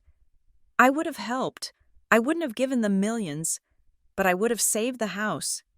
"Because of him," Nolan said. He swiped to the next screen. A picture of Grant Mercer appeared. He was smiling, wearing a suit, standing in front of a rented Lamborghini. "Grant Mercer," Nolan read. "Self-proclaimed venture capitalist, founder of Mercer Growth Strategies." "He invests in tech," I said. "That is what he tells everyone." "He invests in Grant," Nolan corrected. "I dug into his company. It is a shell. No employees, no registered assets, no SEC filings. He takes money from private investors, mostly friends, family, and people he meets at the golf club, and he promises them a 20% return in 6 months. "A Ponzi scheme," I said. "A sloppy one," Nolan said. "He pays the old investors with the new money, but the new money dried up about 4 months ago, and guess who was his biggest recent investor?" I closed my eyes. "My parents?" "Bingo," Nolan said. "I traced a wire transfer. When your parents refinanced their house 2 years ago, they pulled out $200,000 of equity. They sent $180,000 of it to Mercer Growth Strategies. Grant blew it. He spent it on leases, watches, and that engagement ring on Sloane's finger. Your parents mortgaged their future to fund Grant's lifestyle, and now the bill is due." I sat in silence. The puzzle pieces slammed together. The desperation, the anger, the family allocation plan, where Grant and Sloane got 35%. It wasn't about investment. It was a cover-up. Grant needed to plug the hole in his scheme before the other investors found out he was broke. My parents needed to save their house before the sheriff arrived. They were cannibalizing me to survive their own stupidity. "Okay," I said. My voice was hard now. "So they are broke, and they are criminals. But how does that get my money back? The judge froze the ticket because they claim it was a group purchase." "Right," Nolan said. "The verbal contract and the family gift narrative. They say Lorraine bought the ticket as a communal asset." He leaned forward. "So, I went to the speedy stop on Oak Ridge Road." "They wouldn't give me the footage," I said. "I tried calling." "They wouldn't give it to you," Nolan agreed. "But the owner owes me a favor from a security audit I did for him last year. He let me pull the hard drive." Nolan pressed play on a video file. The screen showed a high-angle view of the gas station counter. The timestamp read, Thanksgiving Day. 4:15 p.m., my mother, Lorraine, walked into the frame. She was wearing her expensive wool coat. She looked agitated. She bought a bottle of wine. Then she pointed at the lottery display. I watched her lips move. There was no audio, but Nolan had zoomed in. "She buys 5 tickets," Nolan narrated. 5 holiday cash scratch-offs. She pays with cash. "That proves she bought them," I said, feeling my heart sink. "That helps their case." "Keep watching," Nolan said. Lorraine took the tickets. She put 4 of them into her purse. She held the 5th one, the one that would become my ticket, in her hand. She looked at it with disdain. She actually rolled her eyes. Then she grabbed a separate, cheap white envelope from the counter display, shoved the single ticket inside, and paid for the envelope separately. "She segregated the asset," Nolan said. "She separated it from the group before she left the store, but that is just circumstantial. The real kill shot is this. Nolan closed the gas station video and opened a new file. I knew they would lie about the moment of transfer, Nolan said. So I looked for eyes on the scene. Your parents live in a cul-de-sac. The neighbor across the street, Mr. Henderson, no relation to your boss, has a Ring doorbell camera that faces your parents' driveway. How did you get this? I asked. Social engineering, Nolan said with a shrug. I told him I was investigating a package theft in the neighborhood. He sent me his cloud link. The video was black and white, night vision. It showed the front door of my parents' house. The timestamp was Thanksgiving Day, 5:45 p.m. The door opened. I saw myself walking out, carrying the trash bag. I walked toward the garage. Then, the door opened again. Lorraine stepped out. She was holding something white, the envelope. I watched the screen. In the video, my mother shouted something. I couldn't hear it, but I could see her body language. It was aggressive. She didn't hand me the envelope. She crumpled it slightly and threw it at me. It hit my chest and fell to the pavement. I saw myself on the screen stop, look down, pick it up, and put it in my pocket. Lorraine turned around and slammed the door. That, Nolan said, pausing the frame right as the envelope hit my coat, is not the behavior of someone initiating a joint financial venture. That is someone discarding trash. In legal terms, the act of throwing the object and walking away, combined with you retrieving it, constitutes a complete transfer of ownership and a clear lack of intent to retain an interest. You don't throw a partnership agreement at your partner's chest and slam the door. She threw it at me, I said softly, remembering the moment. I had blocked it out. I remembered her handing it to me inside. But that was the first time. I had left it on the table when I went to do dishes. She must have brought it out to me when I went to the trash, angry that I hadn't opened it yet. She told me to take my garbage with me. Exactly, Nolan said. This video proves it was a gift. A rejected gift. Maybe, but a gift. It kills the contract argument dead. Nolan sat back. He looked at me. We have enough, he said. We have the credit card fraud, we have the foreclosure motive, we have the Ponzi scheme evidence, and we have the video of the transfer. We can go to court. We can file a countersuit. We can depose them. We can win. How long? I asked. With this evidence?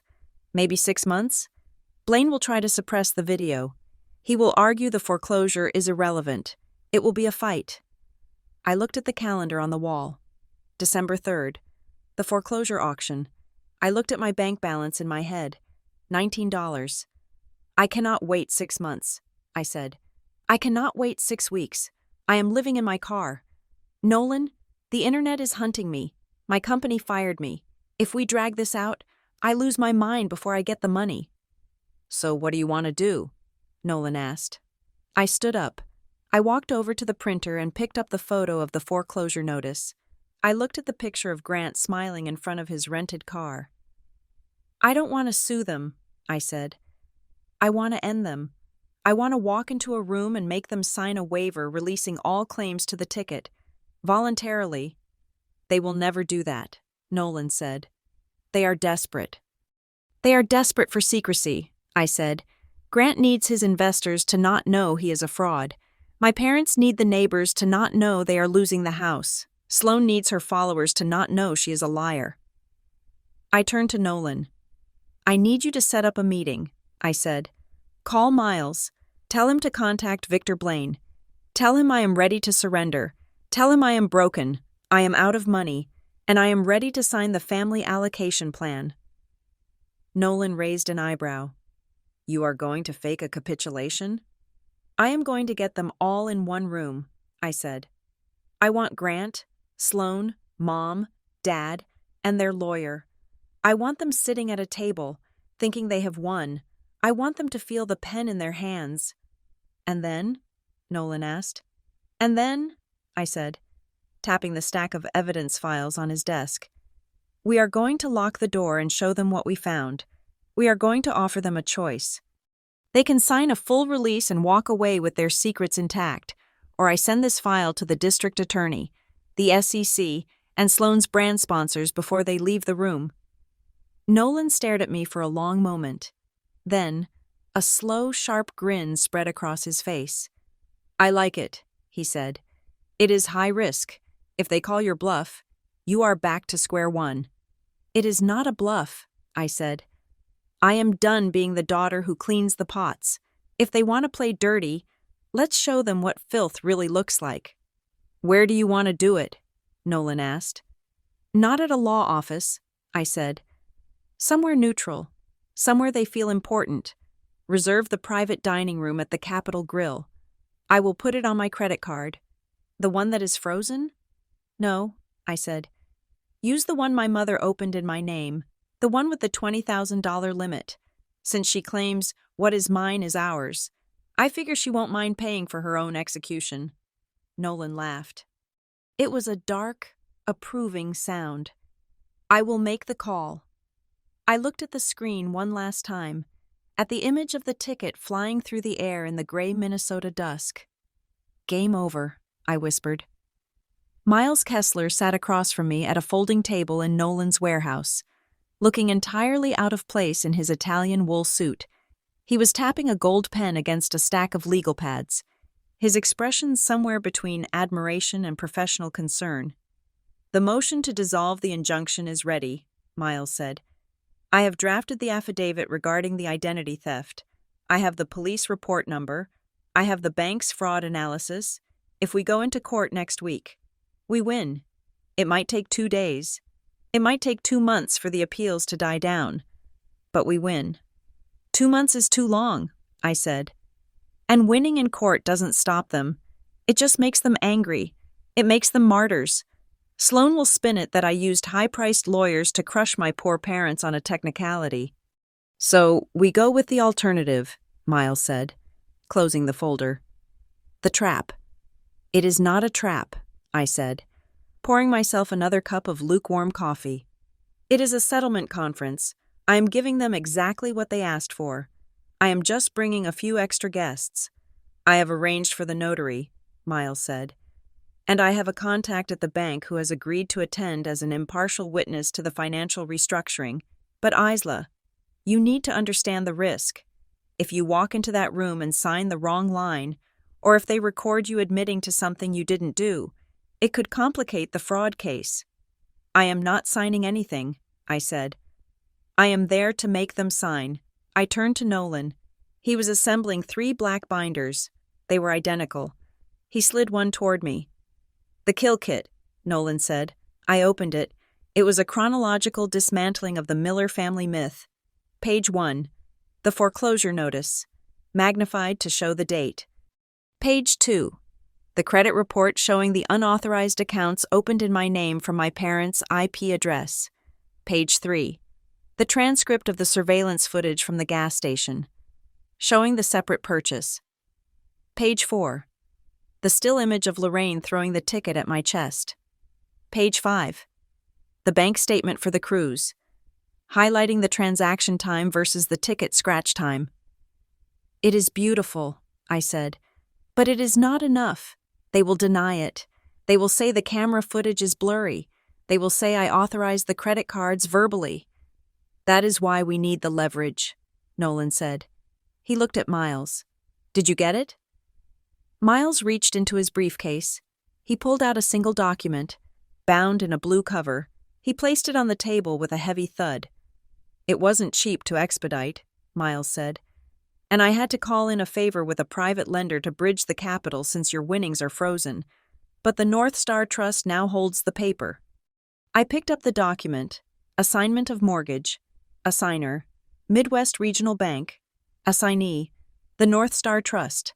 I ran my fingers over the seal. "Explain it to me one more time," I said. "Just so I am perfect."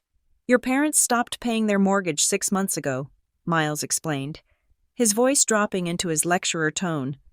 "The bank has initiated foreclosure. Usually, banks hate foreclosing. It is messy. It is bad PR. So, when a private trust approached them this morning offering to buy the distressed note for full face value in cash, they didn't ask questions. They just signed." "So the bank doesn't own their house anymore," I said. "No," Miles smiled. Technically, the North Star Trust owns the debt, and since I am the trustee, and you are the sole beneficiary, you own the mortgage. You are their bank now. Isla. And the foreclosure date? Still valid, Miles said. December 3rd. Unless the new note holder, you, decides to grant an extension or accept a payment plan. I closed the blue folder. This was the key. They could argue about the lottery ticket. They could argue about the cruise, but they couldn't argue with the landlord. Okay, I said. Let's set the stage. I picked up my phone. I dialed my mother's number. I put it on speaker. Nolan signaled for silence. I took a deep breath. Closing my eyes, I had to go back. I had to become the Isla they knew. The tired, beaten-down project manager who just wanted everyone to get along. The phone rang 4 times. Hello? Lorraine's voice was sharp, defensive. Mom? I let my voice crack. I didn't have to fake the exhaustion. I hadn't slept in a bed in 3 days. It is me. Isla? Her tone shifted instantly, but not to warmth. It shifted to suspicion. Where are you? Grant says you are ignoring his texts. I am tired, Mom, I said, letting a sob escape. I saw the video, the one Sloan posted. I saw the comments. People are threatening me. I can't even go to the grocery store. Well, Lorraine said, and I could hear the vindication in her voice. Actions have consequences. Isla, we told you that you were making a mistake. We tried to protect you. I know, I whispered. I know. I want it to stop. I can't fight you guys anymore. I don't have the money for lawyers, and I don't have the energy. There was a pause. I could hear her breathing on the other end.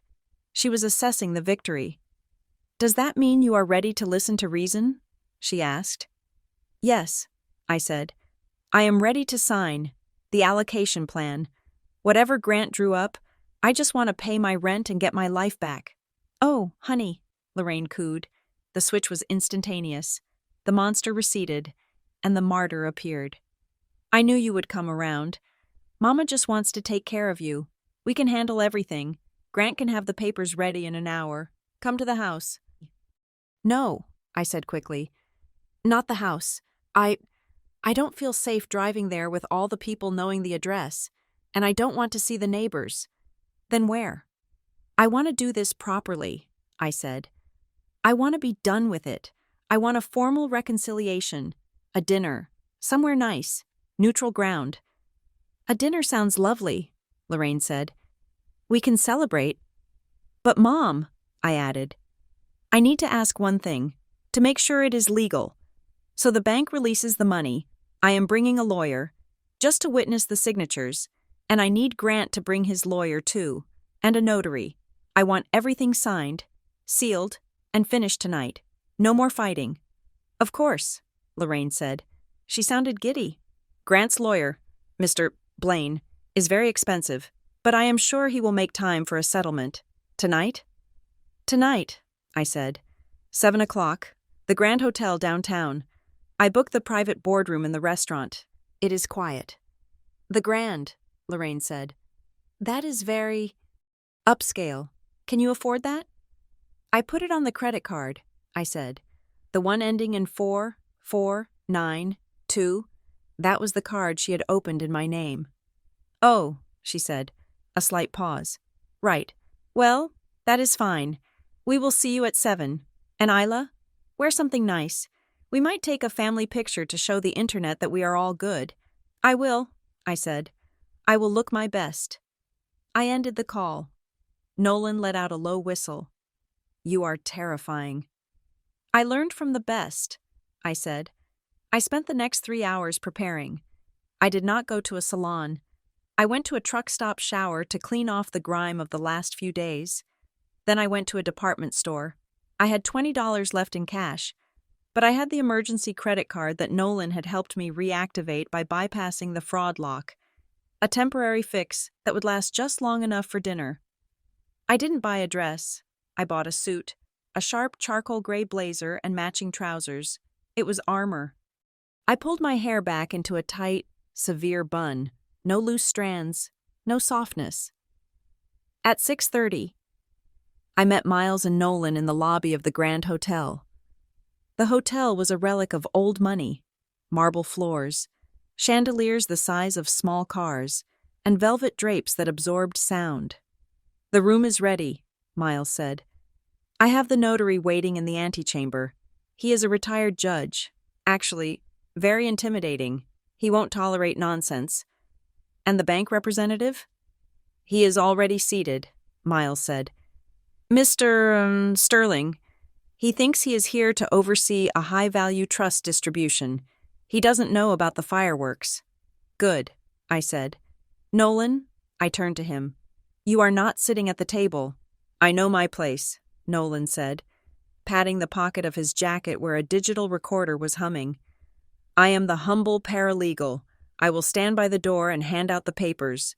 "Remember," I said, smoothing the lapel of my jacket, "we let them talk. We let them eat.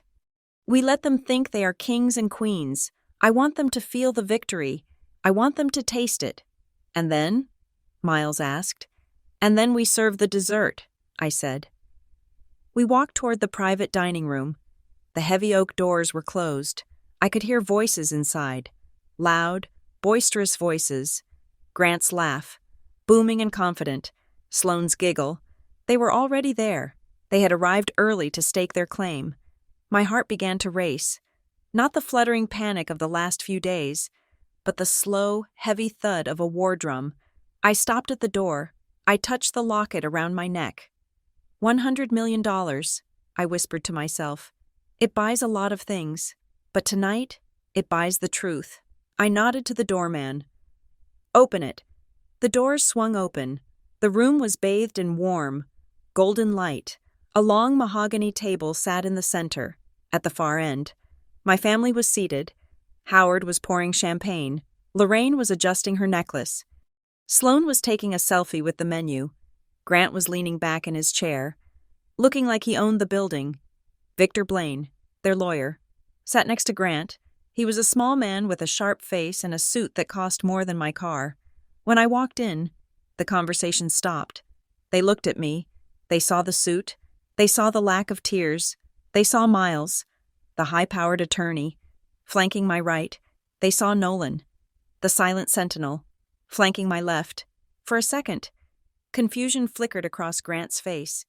He had expected a broken girl in a hoodie. He got a CEO. "Isla!" Lorraine broke the silence, standing up with her arms wide. "You made it, and you look very professional." "Hello, Mother," I said. I didn't move to hug her. I walked to the head of the table, opposite Howard. "I see you ordered champagne," I said, looking at the bottle of Dom Perignon. "To celebrate the reunion," Grant said, raising his glass. "And the end of this silly misunderstanding." "Come on, sit down. Let's get the unpleasant paperwork out of the way so we can order steaks." I pulled out the chair. I sat down. Miles sat next to me.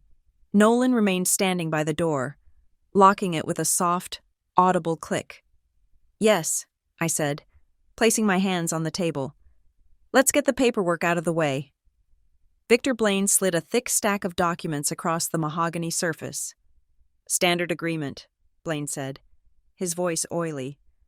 "Isla Miller admits that the ticket was a joint asset. The winnings are deposited into the Mercer Miller Holdings account. You receive a 10% distribution over 20 years. A non-disclosure agreement is included, barring you from discussing the terms or the previous family disputes." I looked at the papers. I looked at the pen Grant was holding out to me. "Just sign right there, kiddo," Howard said, "and then we can forget this ever happened." I picked up the pen. I felt the weight of it. I looked at Sloane. She was smirking. I looked at Lorraine. She had that beatific, forgiving look that she wore when she was getting her way. "I have a few documents of my own to review first," I said. "Isla, don't complicate things." Grant sighed. "We are hungry." "It won't take long," I said. "Nolan?" Nolan stepped forward. He placed one of the black binders in front of Grant, then one in front of Howard, then one in front of Sloane. "What is this?" Victor Blaine asked, reaching for the binder. "This," I said, leaning forward. my voice dropping to a whisper that carried to every corner of the room, is the reason you are going to listen to me very carefully for the next 10 minutes. And if anyone interrupts me or tries to leave, I send a PDF copy of this binder to the Minneapolis Police Department's Fraud Division. Grant opened the binder.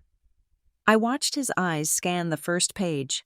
The color drained from his face so fast, it looked like a magic trick. Bon appetit, I said. The heavy oak doors clicked shut, sealing us inside the private dining room. The air was thick with the scent of roasted garlic, expensive cologne, and the suffocating musk of unearned victory. My family did not look like people who were about to lose their home. They looked like royalty holding court. Grant was the first to break the silence that followed my entrance. He laughed, a booming, expansive sound that bounced off the silk wallpaper. He reached for the bottle of Dom Perignon, the foil already stripped away, and poured a frothing stream into a crystal flute. "See?" Grant said, gesturing toward me with the bottle. "I told you she would come to her senses. Nobody wants to be alone on the holidays, especially not with a bank account that is frozen solid." He slid the glass across the mahogany table toward me. The champagne fizzed, angry little bubbles rising to the surface. "Sit down, Isla," Howard said. He was already working on a plate of oysters, slurping one down with a noise that made my stomach turn. "You are making the waiters nervous standing there like a statue. And Miles, good to see you. I trust you have explained the reality of the situation to my daughter." Miles pulled out my chair. I sat. The leather was cold against the back of my suit. I placed my hands on the table, folding them neatly. I looked at the spread in front of me. Lobster tails, a tower of seafood on ice, truffle fries, a tomahawk steak that probably cost more than my weekly grocery budget. Sloane was holding her phone up, finding the perfect angle.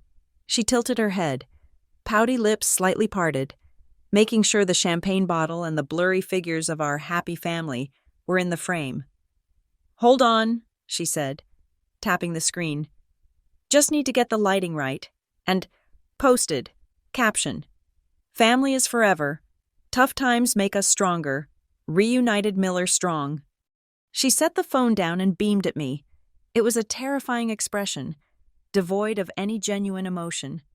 "You are going to love the comments. Isla, everyone is so relieved we made up. My engagement is already up 12% in the last 10 minutes. "I am sure it is," I said. My voice was calm, unnaturally calm. Victor Blaine, their lawyer, cleared his throat. He sat to Grant's right, a small man with eyes that darted around the room like a nervous rodent. He opened a leather portfolio and extracted a document that was at least 30 pages thick. He slid it across the table, pushing aside a silver breadbasket. "Let's not waste time on pleasantries," Victor said. His voice was thin and reedy. "We have a limited window to file the motion to dismiss the injunction before the courts close for the weekend. This is the settlement agreement and mutual release." I looked down at the paper. The title was printed in bold, aggressive font. Agreement. Asset allocation and familial partnership. "Walk me through it," I said, not touching the paper. Victor smirked. "It is exactly what we discussed. It stipulates that the lottery ticket was purchased as part of a pre-existing joint venture between you, your parents, and the Mercer Family Trust. It acknowledges that your possession of the physical ticket was custodial, not distinct ownership. And the money?" I asked. "The $100 million, Victor continued, will be deposited into a controlled holding company managed by Grant.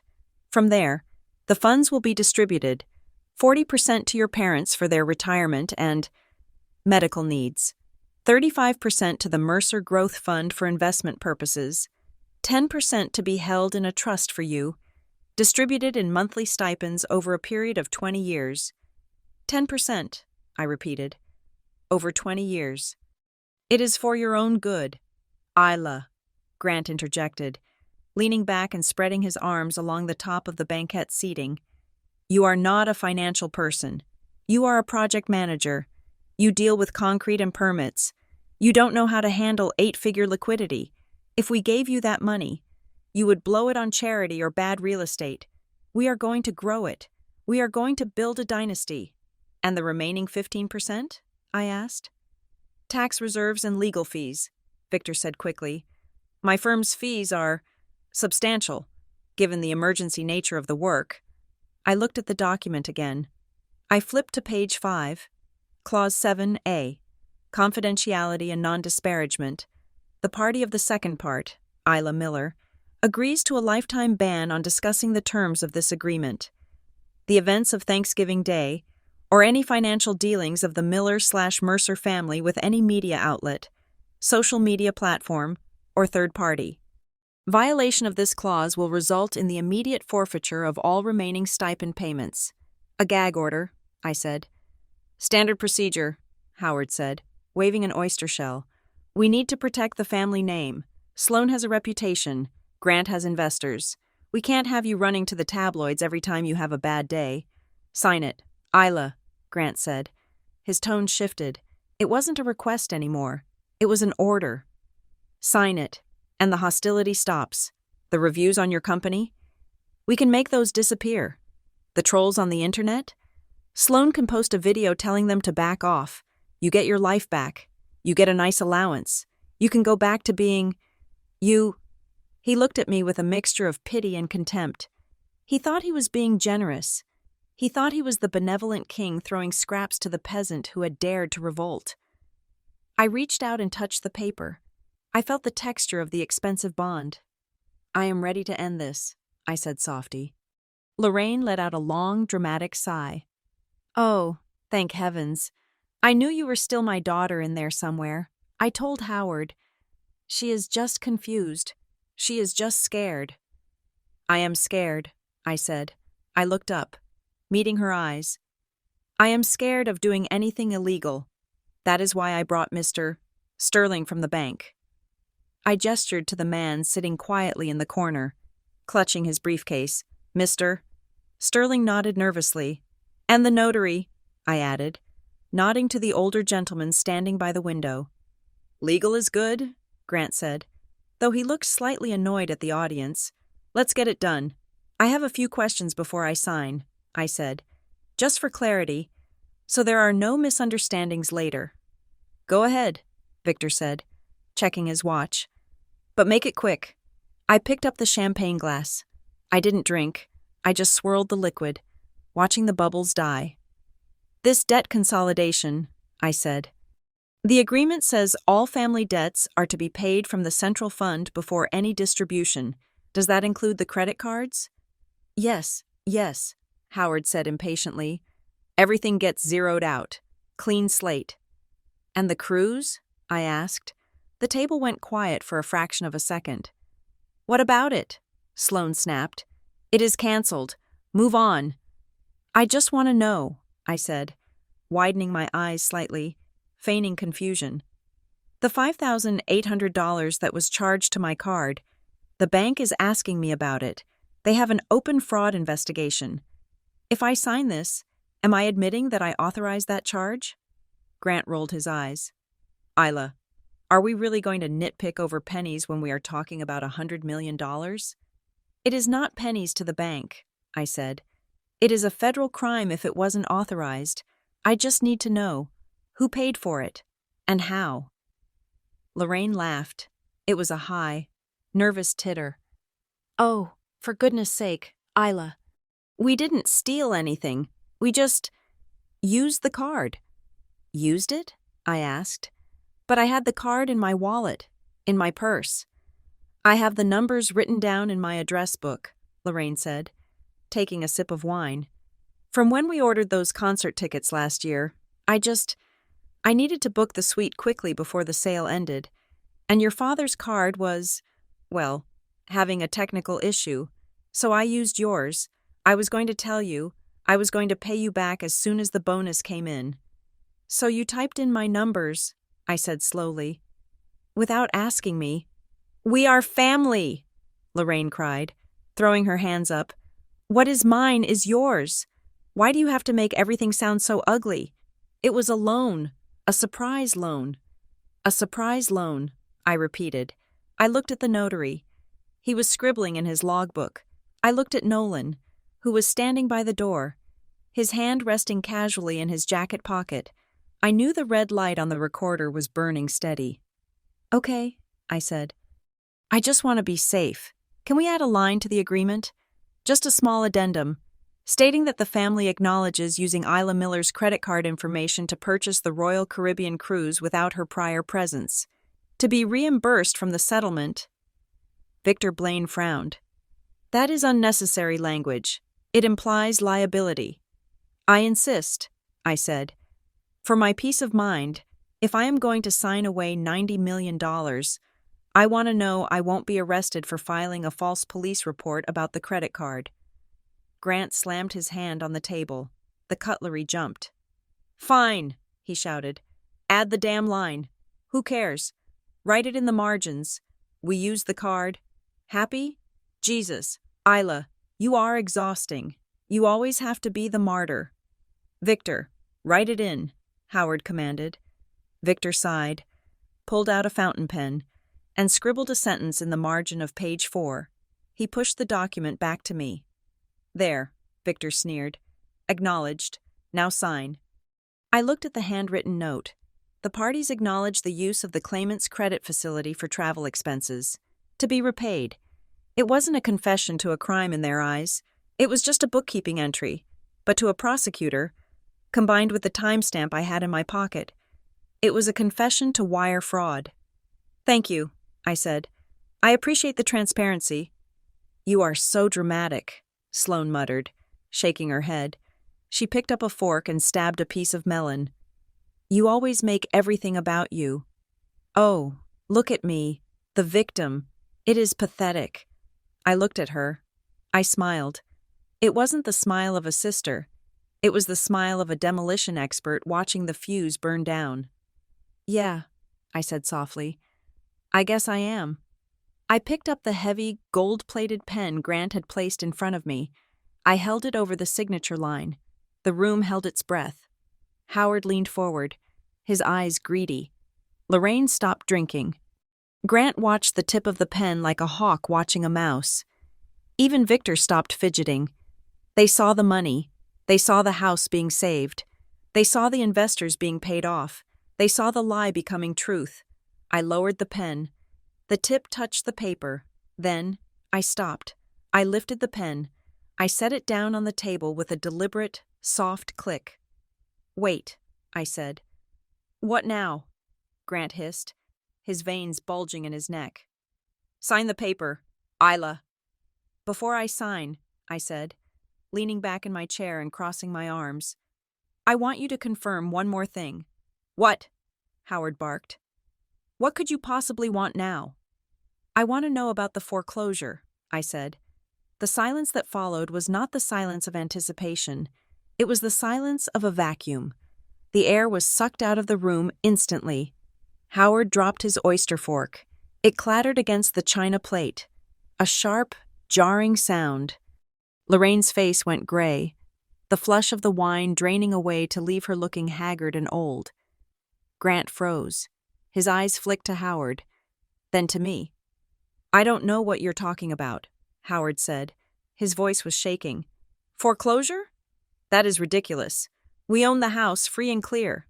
"Do you?" I asked. "Because I saw the notice. Sheriff's sale, December 3rd. That is next week." "Dad." "You are lying," Sloane said. But her voice wavered. She looked at our parents. "Mom? What is she talking about?" "She is delusional," Lorraine shrieked. "She is trying to humiliate us in front of the lawyer. Howard, tell her." "It is a clerical error," Howard shouted. "The bank made a mistake. We are sorting it out." "A mistake?" I asked. "Like the mistake with Grant's investors? The ones who haven't been paid in 4 months?" Grant stood up. His chair scraped violently against the floor. "That is enough," Grant said. His voice was low, threatening. "You are crossing a line. Isla, be careful." "I am being careful," I said. "I am being very careful." I looked at Nolan. "Nolan," I said, "I think they need to see the menu." Nolan stepped forward. He didn't speak. He simply placed 3 black binders on the table. One in front of Grant, one in front of Howard, one in front of Sloane. The binders hit the heavy wood with a thud that sounded like a gavel coming down. "What is this?" Victor asked, reaching for the one in front of Grant. "It is not the settlement agreement," I said. "It is the reason I am not signing yours." I looked at Grant. He was staring at the black cover. He hadn't opened it yet, but he knew. I could see it in his eyes. He knew that the game was rigged, and he had just realized he wasn't the dealer. "Open it," I said, "and then tell me again how I need you to manage my money." Grant flipped the cover of the black binder. The stiff plastic crackled in the silence of the dining room. I watched his eyes dart across the first page. It was a summary sheet, a simple table of contents for the destruction of his reputation. "Tab A," I said, my voice cutting through the heavy air like a scalpel. "Let's start with the basics. The reason we are all sitting here today." Grant didn't move. His hand was frozen on the page. "Open it, Grant," I said, "or I can have Nolan projected onto the wall." Grant turned the page. It was a bank statement. Specifically, the statement for a Visa signature card issued by Midwest Regional Bank. The name on the account was Isla J. Miller. The billing address, however, was 14 Maplewood Drive, my parents' house. "This is a credit card statement," Grant said, his voice tight. "So what? You have a credit card?" "I do," I said, "but not that one. That account was opened on March 14th of this year. The digital signature was traced to an IP address located in your living room. Mom." I looked at Lorraine. She was gripping her napkin, her knuckles white.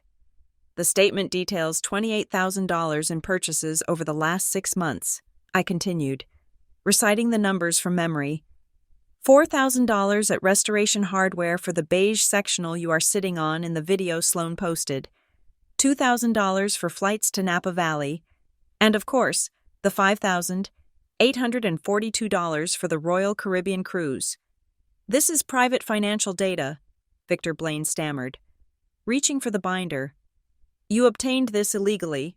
"I obtained it from my own credit report," I said calmly, "because, legally, it is my debt, or at least, it was, until I filed the identity theft affidavit with the police this morning." Lorraine slammed her glass down. Wine sloshed onto the white tablecloth, a blood-red stain spreading rapidly. "I am your mother," she screamed, the veneer of the suite. Concerned matriarch shattered instantly. "I gave birth to you. I raised you. I have a right to use your name if I need to. We are a family. Families share." The room went deadly silent. The notary in the corner stopped writing and looked up. His eyebrows raised. Mr. Sterling, the bank representative, shifted uncomfortably in his seat. "Did you hear that?" I asked, looking at Victor. "That was an admission of guilt, in front of 3 witnesses and a court reporter." "It was emotional hyperbole," Victor said quickly, sweat beading on his upper lip. "My client is under duress." "She is under investigation," I corrected. "Turn to tab B." Howard reached out and flipped the tab in his own binder. He stared at the photo, the grainy, zoomed-in image of the foreclosure notice hidden in the bushes outside his front door. "You told me the house was fine," I said to Howard. "You told me you owned it free and clear. You stood in my apartment yesterday and lectured me about financial responsibility while you were hiding a sheriff's sale notice in the landscaping."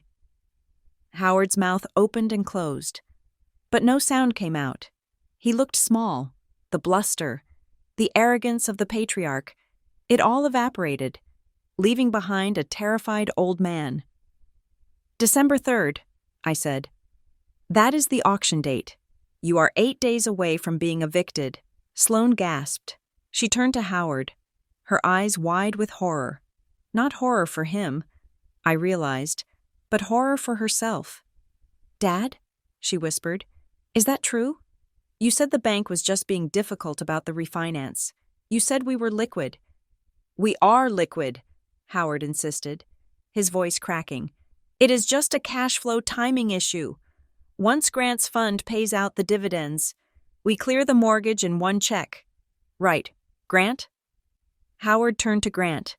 Desperation etched into every line of his face. He was begging Grant to save the lie. I laughed. It was a cold, dry sound. Turn to the back of the binder. Grant, I said. Tab D. Grant didn't move. He was staring at me with pure, unadulterated hatred. Tab D, I repeated. It is a flowchart. Nolan is very good at flowcharts. I stood up and walked around the table. Standing behind Grant's chair, I leaned down, close to his ear. It shows the wire transfer of $180,000 from my parents' home equity line, I whispered.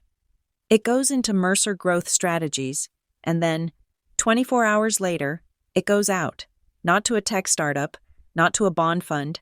It goes to a shell company in the Cayman Islands, and from there, to a leasing agency for exotic cars and a jeweler in Miami.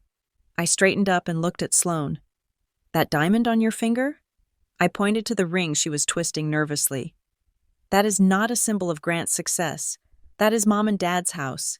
He spent their mortgage payments on your jewelry. Sloane looked down at her hand. She looked at Grant. The realization hit her like a physical blow. Her brand, her image, her rich girl aesthetic. It was all built on a sinkhole. Grant? Sloane's voice was high and thin. Tell her she is lying. Tell her the investors are real. Grant slammed the binder shut. This is libel, he shouted, standing up. I will sue you for everything you have. I will bury you in litigation so deep you will never see the sun. My business is legitimate. We have proprietary algorithms. Then why is the Securities and Exchange Commission opening a file on you? I asked. I dropped a single sheet of paper on top of his closed binder. It wasn't a subpoena, not yet, but it was a confirmation of a tip submitted to the SEC whistleblower line, attached to a dossier of his investors, who had been complaining on forums about missed payments. I didn't draw a conclusion, I said simply. I just provided the data. I let the authorities connect the dots. Grant looked at the paper. He sat down slowly, as if his legs had suddenly ceased to function. Victor Blaine was frantically packing his briefcase. He knew a sinking ship when he saw one. He knew that if he stayed, he might be named as a co-conspirator. I think, Victor said, his voice trembling, that we need to take a recess. My clients need to confer. Perhaps we can reschedule this mediation for next week? Next week? I asked. But the foreclosure is next week, and the fraud investigation is ongoing. There is no time for a recess. Victor? We can renegotiate, Victor pleaded. Look, the 50-50 split. Maybe that was aggressive. What if we drop the claim to the ticket? Entirely. We drop the injunction. You keep the $100 million. In exchange, you sign a non-disclosure agreement regarding the credit cards and the business matters. We keep this in the family. You want to trade my silence for my own money? I asked. You want me to let you get away with stealing my identity and defrauding investors just so you can keep pretending to be rich? It is a fair deal, Howard cried out. Isla, please, if this gets out, the neighbors, the club, we will be ruined. You are already ruined, Dad, I said. You just haven't admitted it yet. I walked back to my seat, but I didn't sit down. I picked up the heavy settlement agreement they had tried to force me to sign. You built a trap for me, I said, holding the document up. You froze my accounts. You got me fired. You turned the internet into a lynch mob. You tried to starve me into submission. I ripped the document in half. The sound was loud, sharp, and final. And the worst part, I said, dropping the pieces on the table, is that you did it all for a lie. You claimed we had a verbal contract. You claimed we were partners. I nodded to Nolan. He tapped the screen of the tablet he was holding and turned it to face the table. The video played. The grainy black and white footage from the neighbor's driveway camera. We watched Lorraine storm out of the house. We watched her throw the crumpled white envelope at my chest. We watched me pick it up from the dirty pavement. That, I said, pointing to the screen, is the moment of transfer. You didn't hand it to me with a smile. You didn't shake my hand. You threw it at me like I was a dog. That is not a partnership. Mom, that is abandonment. You abandoned the ticket because you thought it was trash. And now that it is gold, you want to claim you just dropped it? Lorraine was sobbing now, her face buried in her hands. Howard was staring at the table. Sloane was looking at Grant with a mixture of disgust and terror. The verbal contract argument is dead, I said. I have the video. I have the receipts. I have the fraud. Tomorrow morning, at 9 o'clock. Miles is presenting all of this to the judge to lift the injunction. No, Grant shouted. You can't? If you file this in court, it becomes public record. The investors will see it. Then you should have thought about that before you tried to steal from me, I said. I looked at the clock on the wall. It was 8:15. I am leaving now, I said. Mr. Sterling, thank you for coming. You can see now why the North Star Trust will be handling its own affairs. Mr. Sterling nodded vigorously, standing up and practically sprinting for the door. The notary followed him, looking relieved to escape the toxicity of the room. Isla, Howard said, his voice a hoarse whisper.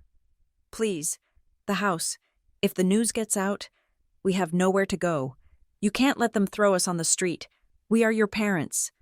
I looked at him.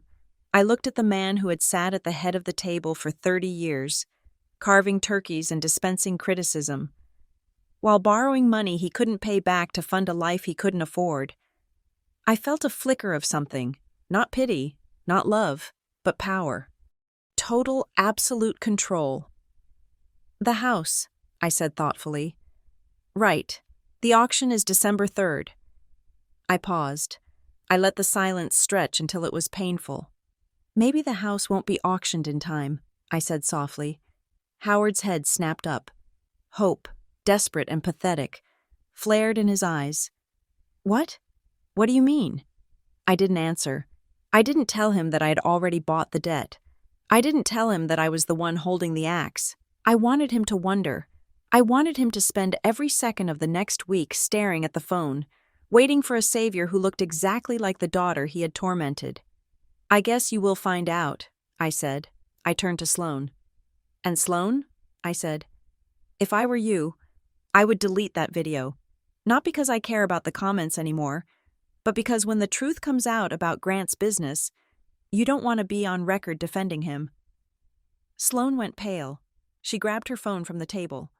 I signaled to Miles and Nolan. We walked toward the door. Isla, Lorraine wailed. Where are you going? You can't leave us like this. We have to fix this. I stopped at the threshold. I looked back at the wreckage of the dinner, the spilled wine, the untouched lobster, the shattered family. Tomorrow, I said. The judge will decide who owns the ticket. That is the law. I placed my hand on the doorknob. But tonight? I looked at them one last time. You should go home and get some sleep, if you still have a home to sleep in. I walked out and closed the heavy doors, leaving them trapped in the gilded cage they had built for themselves. The morning of the hearing, the sky over Minneapolis was a brilliant, blinding blue. It was the kind of cold that sharpened the senses, making every outline crisp and every sound distinct. I walked up the granite steps of the Hennepin County Government Center, not as a defendant, but as a creditor coming to collect.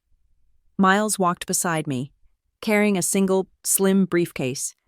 We did not need boxes of files. We did not need theatrics. We had the truth, captured in high-definition video and signed in black ink on a linen napkin of a settlement agreement that never came to be. Inside courtroom 4B, my family was already seated. They looked like ghosts of the people who had held court at the Grand Hotel the night before. Howard was slumped in his chair, his skin gray and papery. Lorraine stared at her hands, her fingers twisting a tissue into a tight rope. Grant and Sloane sat apart from them, and apart from each other, a physical gap that spoke volumes about the conversations they must have had in the car ride over. Victor Blaine, their lawyer, looked like a man who had slept in his suit. He knew what was coming. He had seen the binders. All rise, the bailiff announced. Judge Anderson entered. He was a stern man with wire-rimmed glasses and a reputation for hating time-wasters. He sat down, adjusted his robe, and looked at the docket. "We are here on the matter of Miller versus Miller," Judge Anderson said. "Emergency motion for injunctive relief regarding the ownership of disputed lottery proceeds. Mr. Blaine, this is your motion. Make it quick." Victor stood up. He buttoned his jacket with a trembling hand. "Your Honor, we argue that the ticket in question was purchased as part of a familial joint venture. A verbal contract existed between the parties to share all assets. The plaintiff, Ms. Isla Miller, absconded with communal property. Evidence of this contract?" the judge asked, peering over his glasses. "Testimony from 3 witnesses, Your Honor," Victor said weakly. "The parents and the sister." "I see," Judge Anderson said. He turned to Miles. "Mr. Kessler?" Miles stood up. He didn't speak. He simply walked to the clerk's desk and plugged in a flash drive. "Your Honor," Miles said, his voice filling the room, "we refute the existence of any contract. We contend that the ticket was a gift, given freely, albeit with contempt, and we further contend that the plaintiffs are using this court to facilitate an extortion scheme to cover up significant financial crimes." "Crimes?" the judge asked. "Please watch the screen," Miles said. The monitor above the jury box flickered to life. It showed the black and white footage from the neighbor's driveway. The timestamp read, Thanksgiving Day. The courtroom watched in silence as Lorraine Miller stormed out of her front door. They watched her crumple the white envelope. They watched her throw it at my chest with visible force. They watched me bend down to pick it up from the dirty pavement while she slammed the door in my face. Miles paused the video. "Your Honor," Miles said, "this is the moment of transfer. In the state of Minnesota, a gift is defined by delivery and intent. The intent here is clear. Mrs. Miller intended to discard the item. She threw it. She walked away. That is not the behavior of a business partner securing a joint asset. That is the behavior of someone taking out the trash." The judge looked at Lorraine. She shrank into her seat. "Furthermore," Miles continued, "we have submitted Exhibit B, a handwritten addendum to a proposed settlement agreement drafted by the plaintiffs last night. In this document, they acknowledge using Ms. Isla Miller's identity and credit facilities without her consent to purchase luxury travel. This admission supports our counterclaim of identity theft and financial abuse." Judge Anderson picked up the document Miles had submitted. He read the handwritten note in the margin. He frowned. He looked at Howard and Lorraine. "Is this true? Did you use the respondent's credit card without her physical presence or direct authorization?" Howard tried to stand up. It was a family understanding. Your Honor, we share things. That is not what the law calls it, Mr. Miller," the judge said.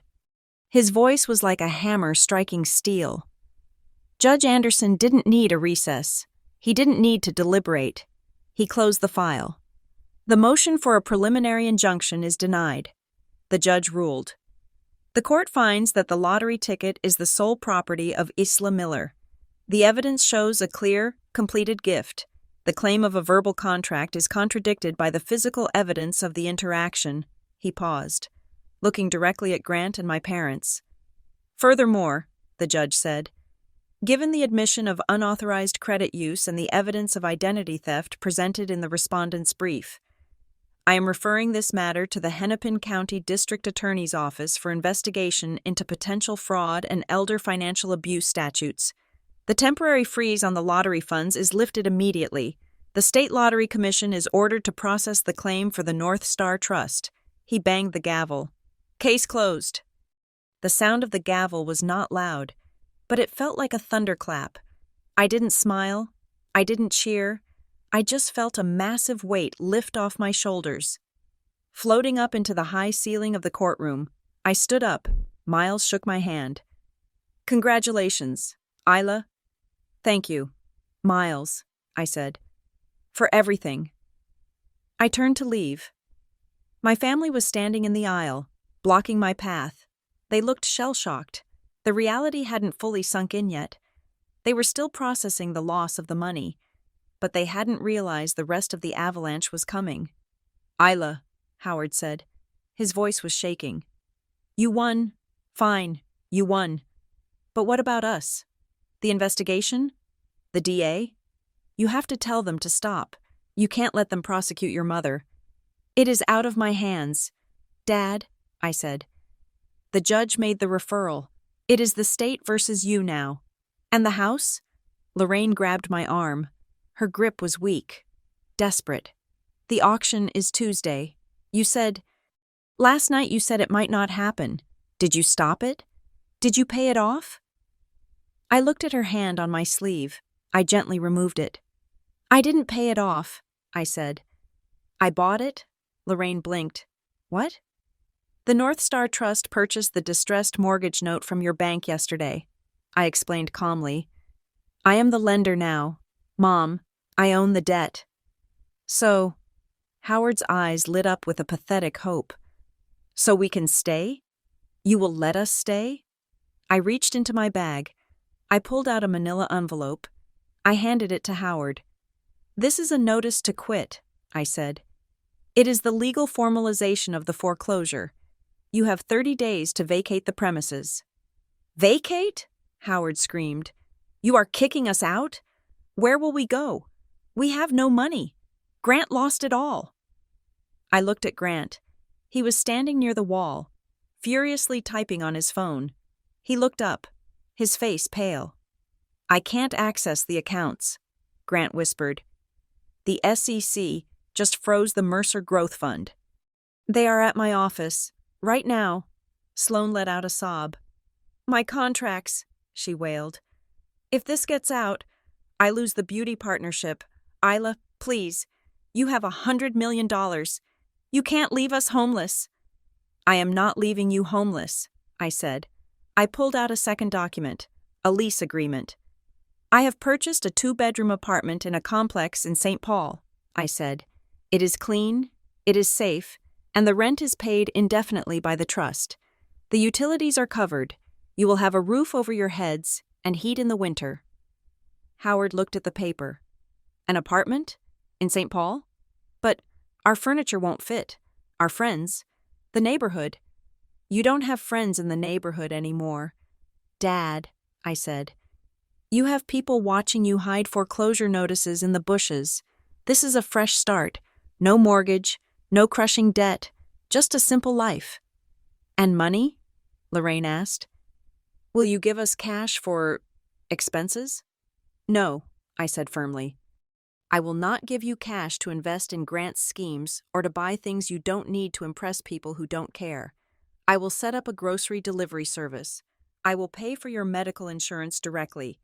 But you will never see a dime of my money in your hands." "This is cruel," Sloan hissed. "You are enjoying this." "No. Sloan," I said. "Cruel is charging a vacation to your sister's credit card when she is scrubbing your pots. Cruel is filming a lie to destroy her life. This is mercy. I am making sure you survive. I am just not funding your delusions anymore." I walked past them. "Grant," I said, stopping next to him. "Nolan sent the full file to your investors this morning, including the wire transfers to the Cayman Islands. I suggest you don't leave town. The feds hate a flight risk." Grant didn't answer. He just leaned against the wall and slid down until he was sitting on the floor, his head in his hands. I walked out of the courtroom doors and into the bright, sunlit hallway. Nolan was waiting for me. He grinned. "Clean sweep?" Nolan asked. "Clean sweep," I said. The next few months were a blur of paperwork and transformation. The money hit the North Star Trust account 2 weeks later, $100 million. When I saw the number on the screen, I thought I would feel ecstatic. Instead, I just felt calm. It was just a number. It was a tool. I didn't buy a yacht. I didn't buy a mansion. I bought my freedom. I resigned from Rivergate Civic Studio. I didn't make a scene. I just sent an email to Mr.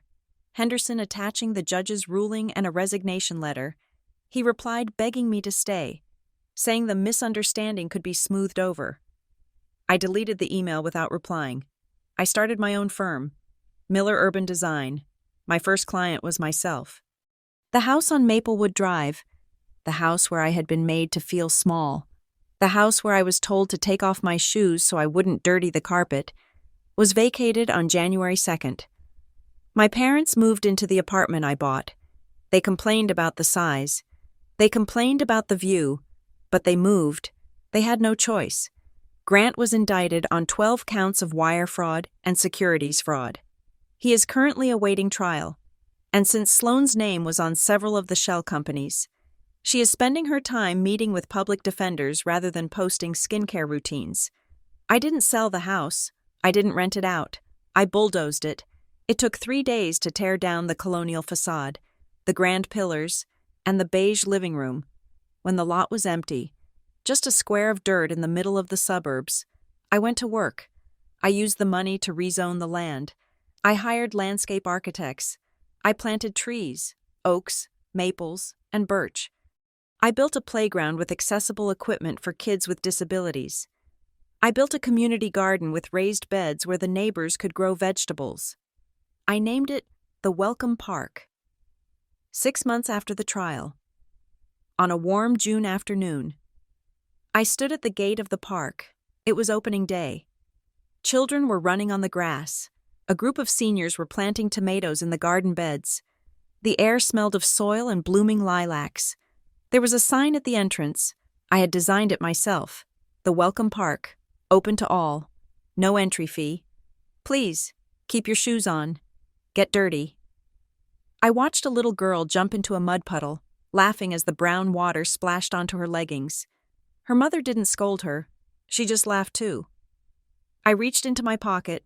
I touched the plastic card of the North Star Trust. My parents were safe, in their small box, unable to hurt themselves or anyone else. My sister and Grant were facing the consequences of their own greed. And I was standing in the sunshine, on a patch of earth that used to be a prison and was now a sanctuary. Nolan walked up to me, holding 2 coffees. "Nice place," he said. "Better than the house." "Much better," I said. "So," Nolan asked, "what is next? You have 90 million left. Hawaii? Paris?" I looked at the park. I looked at the city skyline in the distance. "No," I said. "I think I will find another empty lot, another place that needs fixing. I have a lot of work to do." I took a sip of the coffee. It was hot, rich, and tasted like victory. "You know," I said, "everyone thought the luck was the money, but the luck wasn't the 100 million. "What was it?"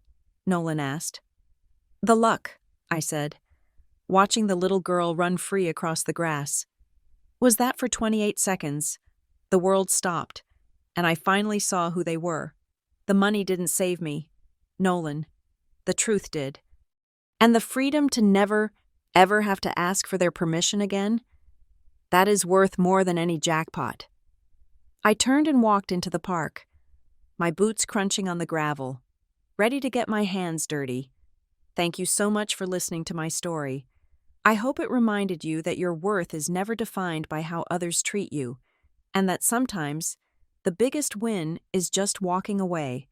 I would love to know where you are listening from today. Are you in a bustling city, a quiet town, or maybe working late like I used to? Comment your city below. I read every single one, and if you enjoyed seeing justice served, please subscribe to Monica Revenge Stories. Hit that like button and smash subscribe to help this story reach more people who might need a little inspiration to find their own freedom. Stay strong, and I will see you in the next story.